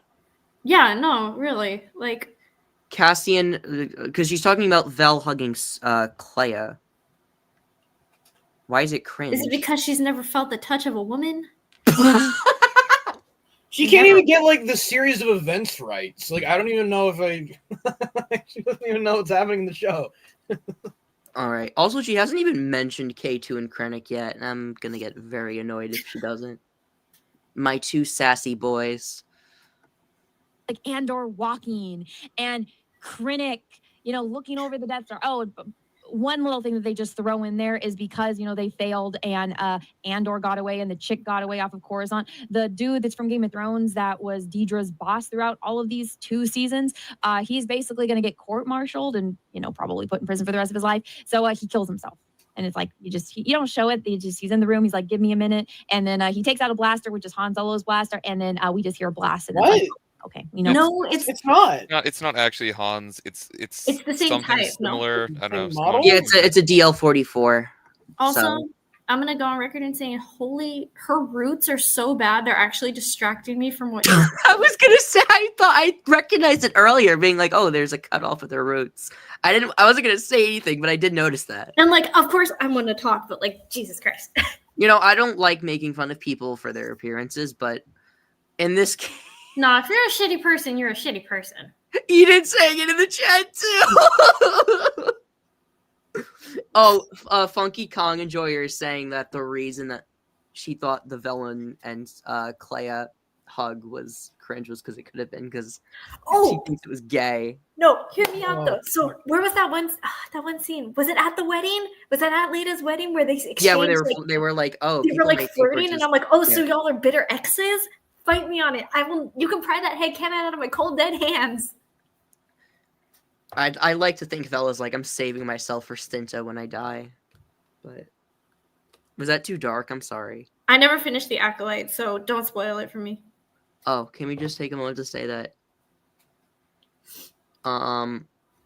Did the Acolyte cover topics like suicide? Yeah, they did. Who's? Torben. Oh, okay. When Torben drank Also, potion.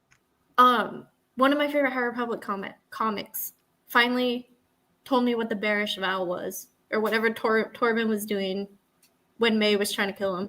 I was like, oh, that's cool. Yeah, it is. It's a cool thing, Tobin. I will finish it because JJ that man is beautiful and owns my heart. Where is it? It's so hard switching between tabs. I believe in you.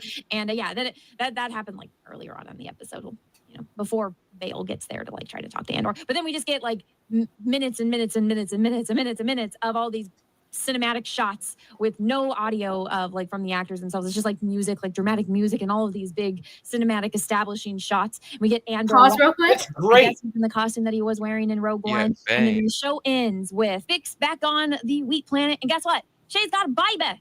Her and Andor had a little baby. And Okay, I hold hate on. her like just describing that as like he's walking with cool. It's like, okay, first of all, the music's fucking great in that scene. Also, like, I'm willing to bet she didn't get this pissed off when Luke was staring out at the Tatooine sunset and it was just music. I don't understand why that's a criticism. Like there are no The words. music is beautiful. It's like, listen to it on loop. yeah, I no, listen to it on literally, loop sometimes. every time I open my Amazon Music, Nayamos is the first song I play because it's that one. Yeah, the Wait. track for the Andor epilogue is called Past, Present, Future. Past, present, and it's future, yeah. some of the Just- best pieces of musical composition ever. It's great. Sorry, you say bad Star Wars music, and then I automatically think of Cy Snoodles, but then I'm like, no, that's not bad. She's an icon. She is the moment, and we love her. Who said bad Star Wars music? She's never heard bad Star Wars music. In my mind, never heard bad bad Star Wars music, Cy Snoodles. And then I'm like, nope, I take it back. She is an icon. She's the legend. But like, what is even the problem with like visually? Like she's saying, oh, there's all these sweeping, epic cinematic shots and whatever. It's like, what's the problem? There's good shots. There's good shot, yeah, but it's like, what's the problem with visually demonstrating like to the audience, like this is how far we've come. Look at all these connections our You characters. want to know why? Because she's like a baby. You have to dangle the keys right in front of her. She's gonna get. I doubt she picked up on the subtext of Clea getting to see the sunrise that Luthen knew he'd never see. Like, she probably didn't even. Hold on. I never even. I never even made that connection. Oh my god. I'm crying now. No, stop. But also we don't shit talk Kenobi she here. says something like here when she's talking about like, oh, future Star Wars project, Cassian's baby, and she's like, Diego Luna can just play the baby in the Rey movie, but I'm like, why is that? Racism. It's All Latinos look the same. yeah. It's also the same people saying that baby is Poe, and I'm like, No. I'm like, So when I motherfucker. talked about that, it's like, No, like we have canonically his parents. They are named, and Kaz Dameron's the mom's name, right? no, Charbet is his mom. Oh sure. Oh, Kaz Dameron's the dad. Yeah. Okay. But even like, and it's also like Oscar Isaac specifically requested Poe be from Yavin because Yavin was filmed in Guatemala, where Oscar's from. Yeah. Right. But so that I actually didn't know that. That was cool that Yavin that he requested. That's a really cool little bit. That's cool. I hope Oscar Isaac comes back, man. He You probably know what else I won't. hope he comes back in? Moon Knight. I miss him. We're never seeing Moon Knight again, and I hate know. Where'd he go? Yeah, he's just gone. Moon Knight was such And a it ended good on a show. fucking cliffhanger. Yeah, I really hope that they continue Moon Knight. That was such a great series. Let me. I'm really sorry that. People are speculating that this is potentially Poe Dameron. And honestly, this just perfectly cements how terrible the freaking writing for this show is. Because Tony Gilroy took a character that was sympathetic, that was somewhat likable, and turned her into an absolute piece of shit. I'm sorry if this offends you, but as a woman that just had a baby, guys, it takes two to make that child come into existence. Any woman that does this shit is an absolute piece of fucking shit. I don't care if he's in the rebellion. We know that the dude's just gonna die in the next movie. We all know that. She doesn't know that. He doesn't know that. But guess what? This guy is making life decisions without all of the freaking facts. Any guy that fathers a child has every right to know if he fathered a freaking child. And honestly, like it irritates me to my very freaking core. Like, again, as someone who just had a baby, my baby would not exist if it wasn't for my husband. My baby is as much as me as it is him. So for women that pull this kind of shit, like, oh, I'm gonna make all the decisions. Go fuck yourselves. You guys are all. She did it for him. She made a sacrifice for him. I'm just gonna go out on my balcony and scream real quick. Like she knew that he was needed. I think I'm so angry right now. No, I'm fucking livid. I think this frames it as more malicious than it was, and I also think that she fundamentally does not understand Bix's character. This is coming as someone who loves Bix and Cassian way more than Jin and Cassian. I am a Bix defender till the day I fucking die. She fundamentally does not understand that Bix did this because she knew that if she told him, like, he would leave, and he needed to be there. Like, her character is so nuanced and like. Sorry, I'm seeing red right now. I like that she's framing Bix as like, I'm going to keep the baby from Cassian, and he'll never know. Whoa! Yeah, it's like like this malicious thing, like such also like bullshit, dude. Like, what if she had stayed? Like, don't get me wrong, like. There are plenty of people, Hera, Kes, Shara, like they all raised their kids in the rebellion. That is a choice that they made. However, like, it's not easy. It is not, it's dangerous. And she chose. How are you going to get mad at a woman for making a choice to be a mother, to live a peaceful life, to arguably leave someone that she loved with all of her fucking heart? Well, and let's not forget that Bix has been through it. Like, she got freaking tortured and like nearly raped and all this, and then it's like so she's seen what happens when you're in this war battle. Yeah. And like, I'm willing to bet that if Bix had stayed and raised a child, she would still be talking shit. Like,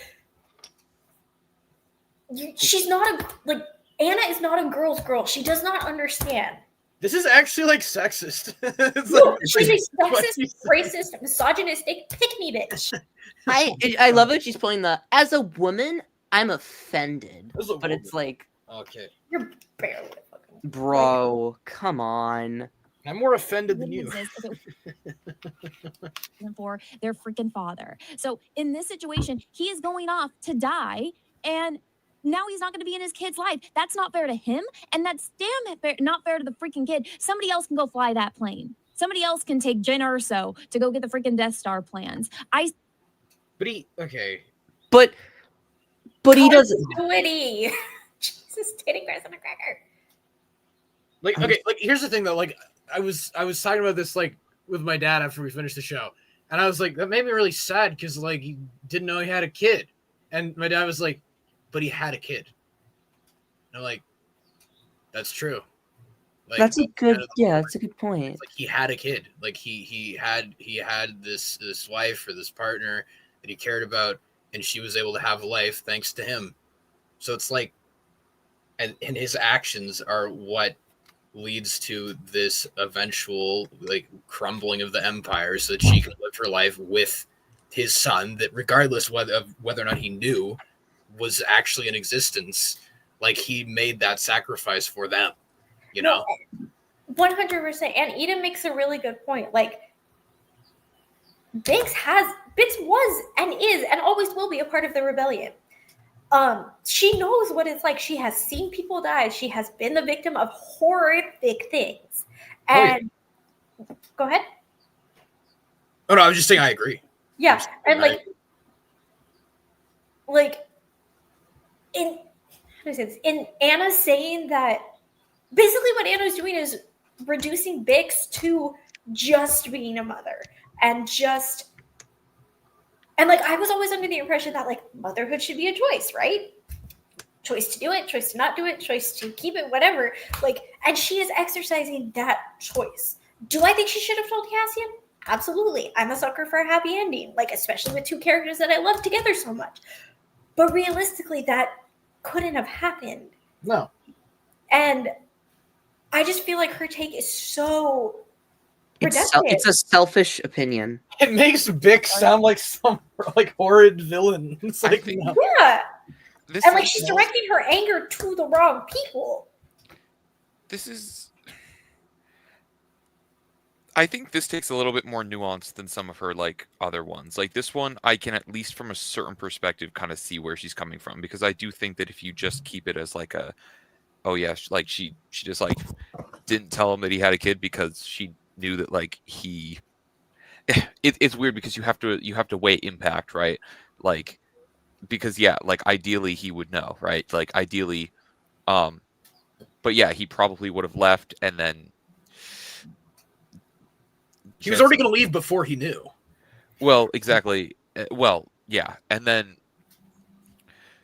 so it's weird because it's like I do think in isolation that's like from a personal standpoint I think it's an unlikable act. From a galaxy-wide standpoint, obviously saving the lives of billions matters more.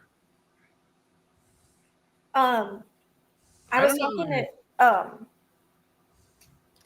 Sorry, I was just saying, like, I don't know if I think that, like, the way I see Bix's choice is like it's a pretty selfless thing. Like, I think it's selfless from an overall perspective, but I think from like a like I think from the perspective of like not truly giving Cassian the choice of whether or not to do that. Oh, I know what I was going to say because I talked to Eden about this. Like, I feel like Cassian never, ever, from the moment he got picked up off Kanari, he never got to make his own choices. And that's another reason why I wish Bix would have told him. Because I feel like he was being forced to stay in the rebellion. And I feel like he was being, forced to do all these things. And again, this goes back to knowing we have prior knowledge.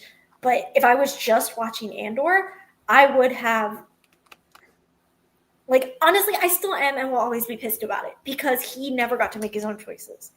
And that's just something that bugs me personally. But I would never, like, hate on Bix to the extent that Anna's doing in this video. Like, yeah.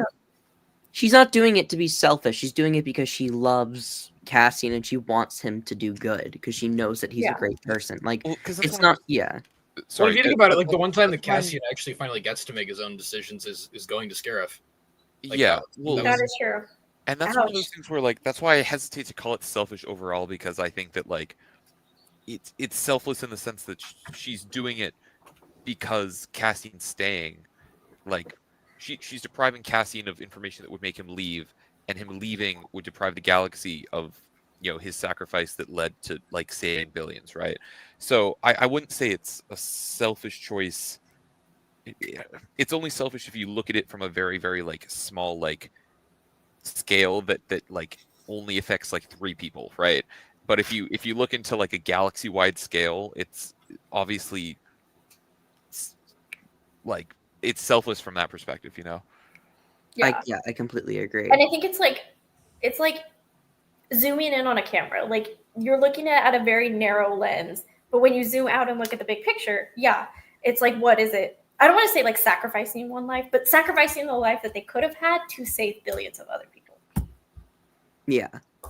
And it's just not like, I don't know. It's like I could at first I saw an argument, but just the more she went on, it was just like framing Bix as this villain just doesn't sit well with me at all. 'Cause Neither. that's not her intention. I bet you Anna's also the type of person that's like, if you see a family with 2 moms, she's gonna be like, "Where's the father? Where's the father?" Yeah. God. It's yeah. Swear, all this did was destroy her character, destroy Vel. Well, I mean, What? Vel wasn't exactly like the most stand-up-ish character. Wait, what does this have to do with Vel? Honestly, big Did she I don't- say, or What Or does is it Vel have relevant? to do with this? oh, is it because of the scene where like Vel talks to Cassian? Is it trying to like is she trying to say that Vel Oh, knew about the baby and Sorry. didn't tell Cassian? sorry, I was gonna say something. Going back to what we were talking about before we watched the clip. I think Eden made a comment about how she thought Bix was Bix had plans to tell Cassian.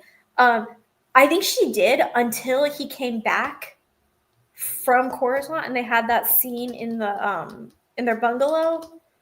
And she kind of realized like, holy shit, he needs to stay here. Like, and I think that is what kind of informed her to not tell him. But Yeah. also, yes, Eden, she's a raging misogynistic pick-me girl. Yeah. kind of questionable, but any sympathy she has for me is gone. This was so beyond fucked up. I can't even believe this got greenlit. And that's how it ends. Disney's big, wonderful, amazing masterpiece that is Andor. How exciting. Said no one ever. But you guys know what is What the fuck? You're the only one saying that. You're the only one who thinks Andor's a bad show. You're the only Sorry, person hold on. Like, Hold she on. just, like, Is she she about just to did not, promote like- herself? She just Yes. did not Is the have rest to- of this video literally just okay? We're just No, gonna. go on. Let it play. I want to see something real Yeah, quick. wait, what the fuck is happening? do we want to Go give back. her the promotion? I don't want to give her promotion. I'm not going to click on anything. I just want to see how. Well, but I don't want people to see it. And get Oh, you're curious. right. You're right. But thank you for listening to my little TED Talk there, my little sales pitch. Is it just me, or did she just like barely give any points in this video anyway? Like I feel like she made like 6 He just points total. recapped shit. The Like, only thing we yeah, really no, got she to mostly dig just into was that recapped last things. point. She was mostly just like, "Hey, like here's the plot," and then occasionally was like, "This thing doesn't make sense," even though it did. She Here's this basically was character's like, name, even though it's not. Like, Rebels are stupid. They don't listen to Cassian. Deidre got no comeuppance, No, she did, yep. Even though she did, and arguably in a way that she deserved. I feel like death would have been too easy. and also the baby point. It didn't make sense that Bail Organa's perspective changed. She made Which 4 is- points. The Bail Organa Rebels, like, okay, good job, Anna. Is that literally just? Hopefully you guys that enjoyed it? it, and hopefully you guys enjoyed this video. Let me think I about Oh, did. we did enjoy it. We did enjoy it, well, Anna. we had a fun time, but I fucking... We had a fun time, but just so you guys know, if you did enjoy that session, that was the 4 of us talking. Yeah, you're welcome. Nothing to do with this here. Was you enjoying was you enjoying the session? That was all me and Miles and Andrew and Benny talking. We're just gonna Yeah, it was just us. we're gonna siphon her like 466 likes there. By the way, I already hit it with a dislike. Real. It This was is no bueno. And also 630. I don't want her on my algorithm, or I would go do that. Is I this wanna see the what worst the- I video wanna I've see what the watched top with you, Joe? comment Like, is. this is such a bad. This might be the worst thing I've watched with you, Joe. Like this is so bad. Like that one we watched on Bad Batch was bad. Oh, this is my top comment. People like you inspire me. Knowing someone who genuinely doesn't understand subtext and listen to what's going on, having hundreds of thousands of followers makes me feel like anyone can succeed. Thank you for making me feel better about myself, Anna. I can say nothing for 15 minutes, or like no, it wasn't even 15. It was like 10 minutes. Like say nothing for 10 minutes, and then Man, if I didn't think she was gonna come after me for like slander, I'd say post this shit. But I don't want the smoke. Just goes to Saving show that Andor. for- Just goes to show Andor's not meant to be watched by stupid people. You're so right. Oh my god. No, I'm saving the smoke for when I see her in theory at an actual con. I will. I mean, Andrew told me that he's going to Boston, and like that's not Fan that Expo? far away from me. Yeah, he's going to Fan Expo Boston. Is he vending there? Yeah. Yeah, it's fucking. Hey like- Joey, I'm sending you on a mission. Need you to take the camera. Turn It's the that video scene on. at the end of. By the way, theory. If you're watching this next point, this is satire. So everything that I'm about to say is going to end with in Minecraft. So it's like that scene in the book in The Mandalorian. It's post-credit that post-credit scene in The Mandalorian in Minecraft with Bib Fortuna in Minecraft, and then I know Boba and exactly Fennec what show we're up in Minecraft, and then they Oh god. Kazooie Bib Fortuna in Minecraft, and it's like that'll be me and Andrew in Minecraft. Sorry, didn't mean to cyberbully you. Everyone send Joey to prison for being a cyberbully. To Narkina with you. I'm God. What else can we talk about? I'm not ready to leave yet. not. You're not ready to leave. No, I'm No, not me ready. neither. You don't I don't understand. wanna. I don't This wanna. Just This like. is like my enrichment. I mean,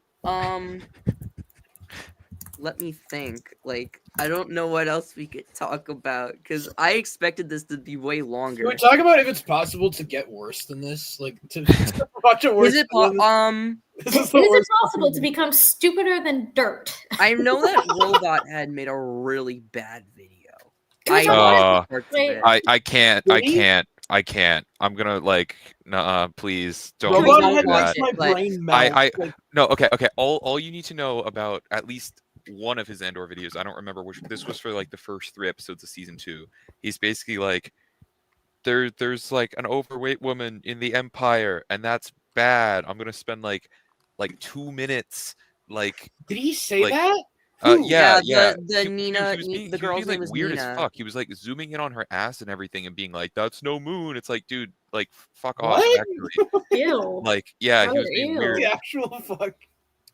And then let's see, he complained that like a certain shot looked like a shot from Rebel Moon, and I guess they ripped off Rebel Moon. Isn't Rebel Moon a ripoff of Star Wars first, though? Literally, dude, Rebel Moon is like a shitty, like rejected Star ripped Wars off movie, the thing bro. that's ripping off the Like, thing I'm watching. It's That's also something that had sexual assault in it, right? Didn't Rebel Moon have that? I don't remember. And then I'm trying to remember. He was like, "Oh, they gave Lita some character development and like had a scene where she, like, liked her dress, and then was later like crying over her husband sort of to be." Bro, And she's like, he Okay. was like, "Oh, giving her these scenes makes it a pretty princess show." It's like, okay, yeah, buddy. no. Like Okay, 6 can I just say, episodes later, there's no, like a genocide, but good on Okay. you, bro.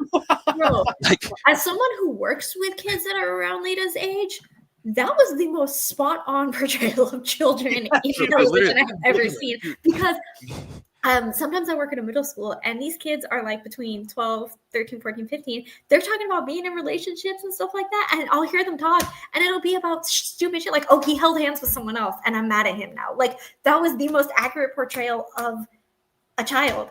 because she is a fucking child. And I think a lot of the problem with child characters is that everyone in the fucking Star Wars fandom who's like Anna or Theory or whatever expects them to act like adults. Like, no, that's not how it works. Their frontal lobes are still developing, unlike yours, which never did. I don't know, man. Yeah, No, a lot no, of Miles, the you don't understand. It's a pretty princess show. Personally, I see all kinds of genocide in my Sophia the First, but you know. Oh yeah. And like, don't get me wrong, the outfits.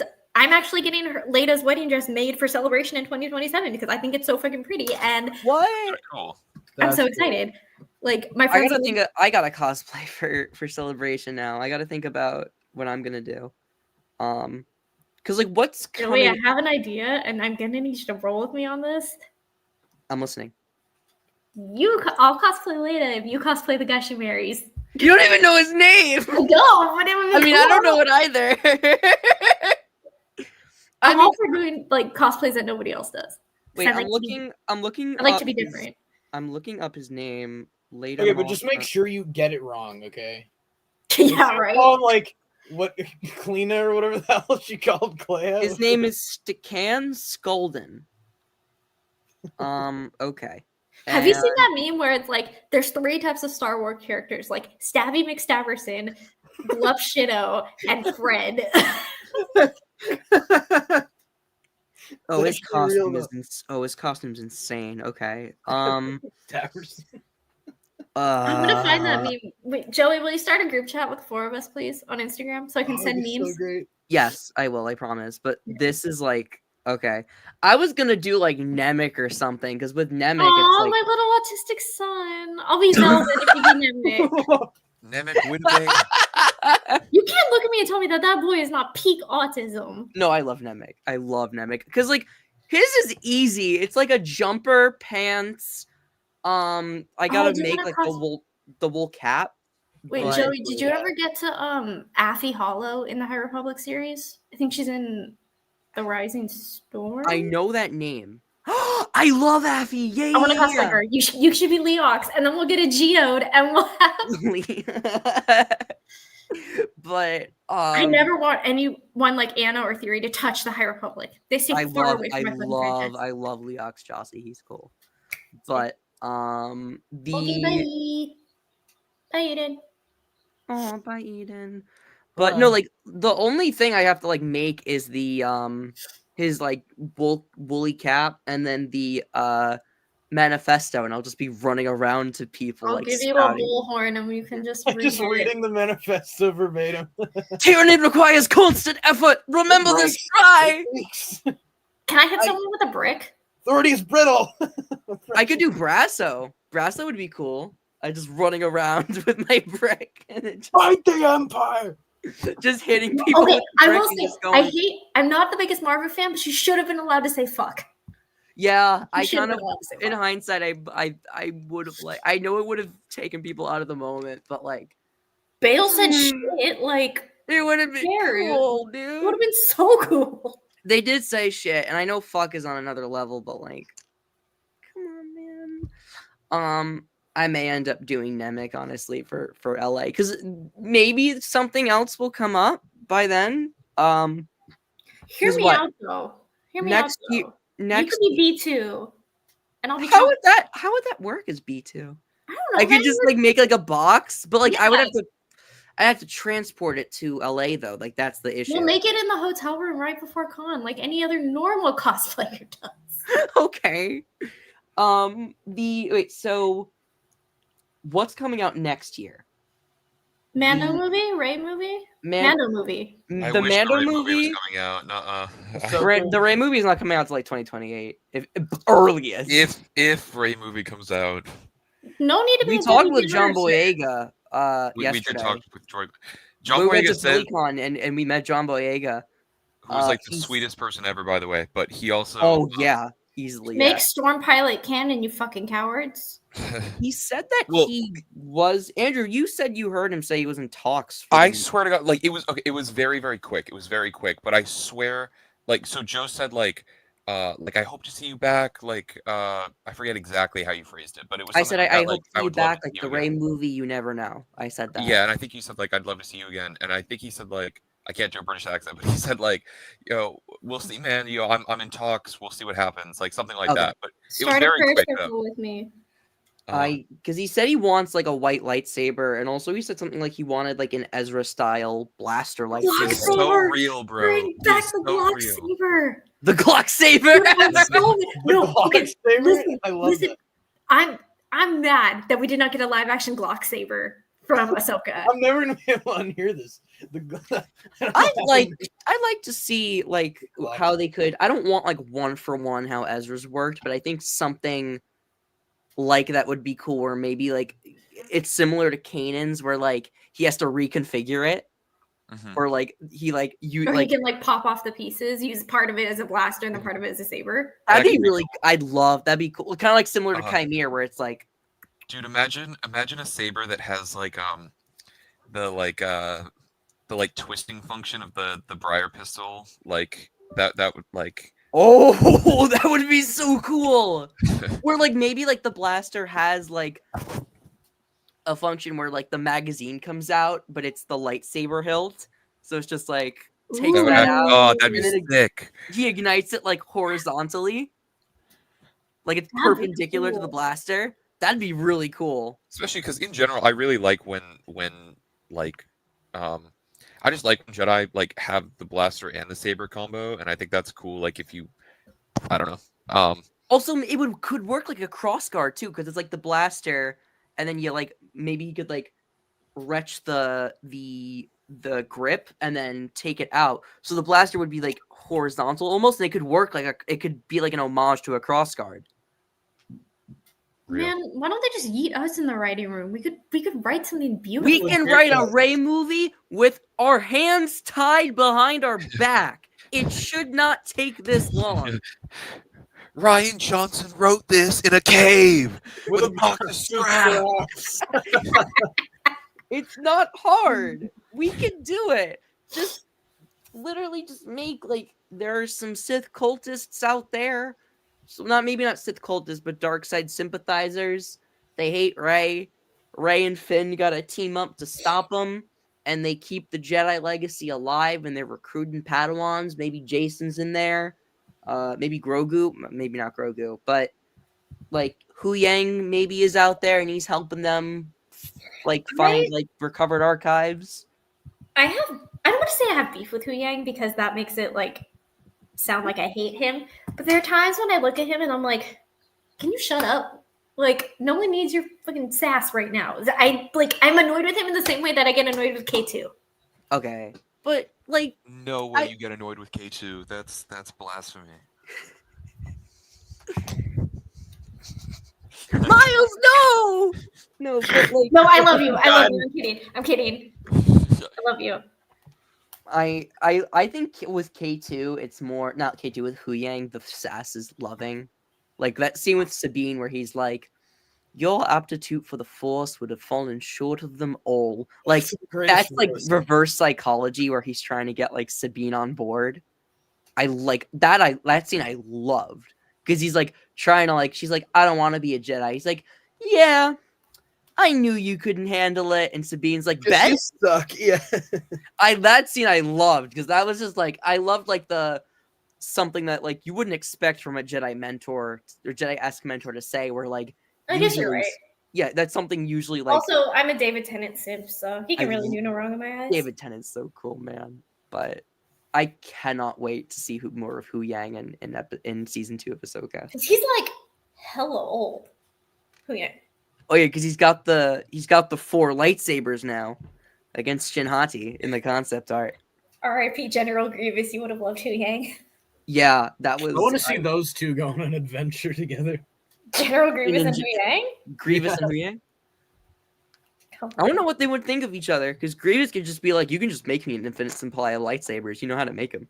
Yeah, many fine additions. But where's the fun in that? He got to find the sport. He's got to kill people for the sport of it. For the drama. For the drama. You can't just have it on a platter. But, what else to talk about? I do want to log off in a little bit only because I do have to eat and I am a little hungry. But, let's. Yeah, I kind of need to go anyway, but Yeah. it was nice talking with everyone. I'm Oh, gonna Miles. I'm gonna end the stream now, but I will make our group chat. Okay. But Yay. I'm gonna I- work on posting my essay somewhere where everybody can read it. Oh, that would be great. hell yeah. Read that. But yeah, so I hope everyone enjoyed this. I enjoyed talking about it. I did not enjoy watching it, but yeah, Real. As per usual. yeah. I'm just but really happy it took us almost 2.5 hours to get through a 15-minute video. let's go. That's This what is we better do time. here. Yeah, well, for other videos, it took us a long, way longer time. But We're yeah, for this was like good. certified EFAP, but good. EFAP if we were good. Hell yeah. But no, it was great. All you guys joining me. Thank you so much. Thank you Miles, to the peoples in the chat. Andrew, for your Miles, comments. Benny. Thank you for being a part of this with me. But Of yeah. course. All right. Have a great night, everyone. Bye bye, humans. You too.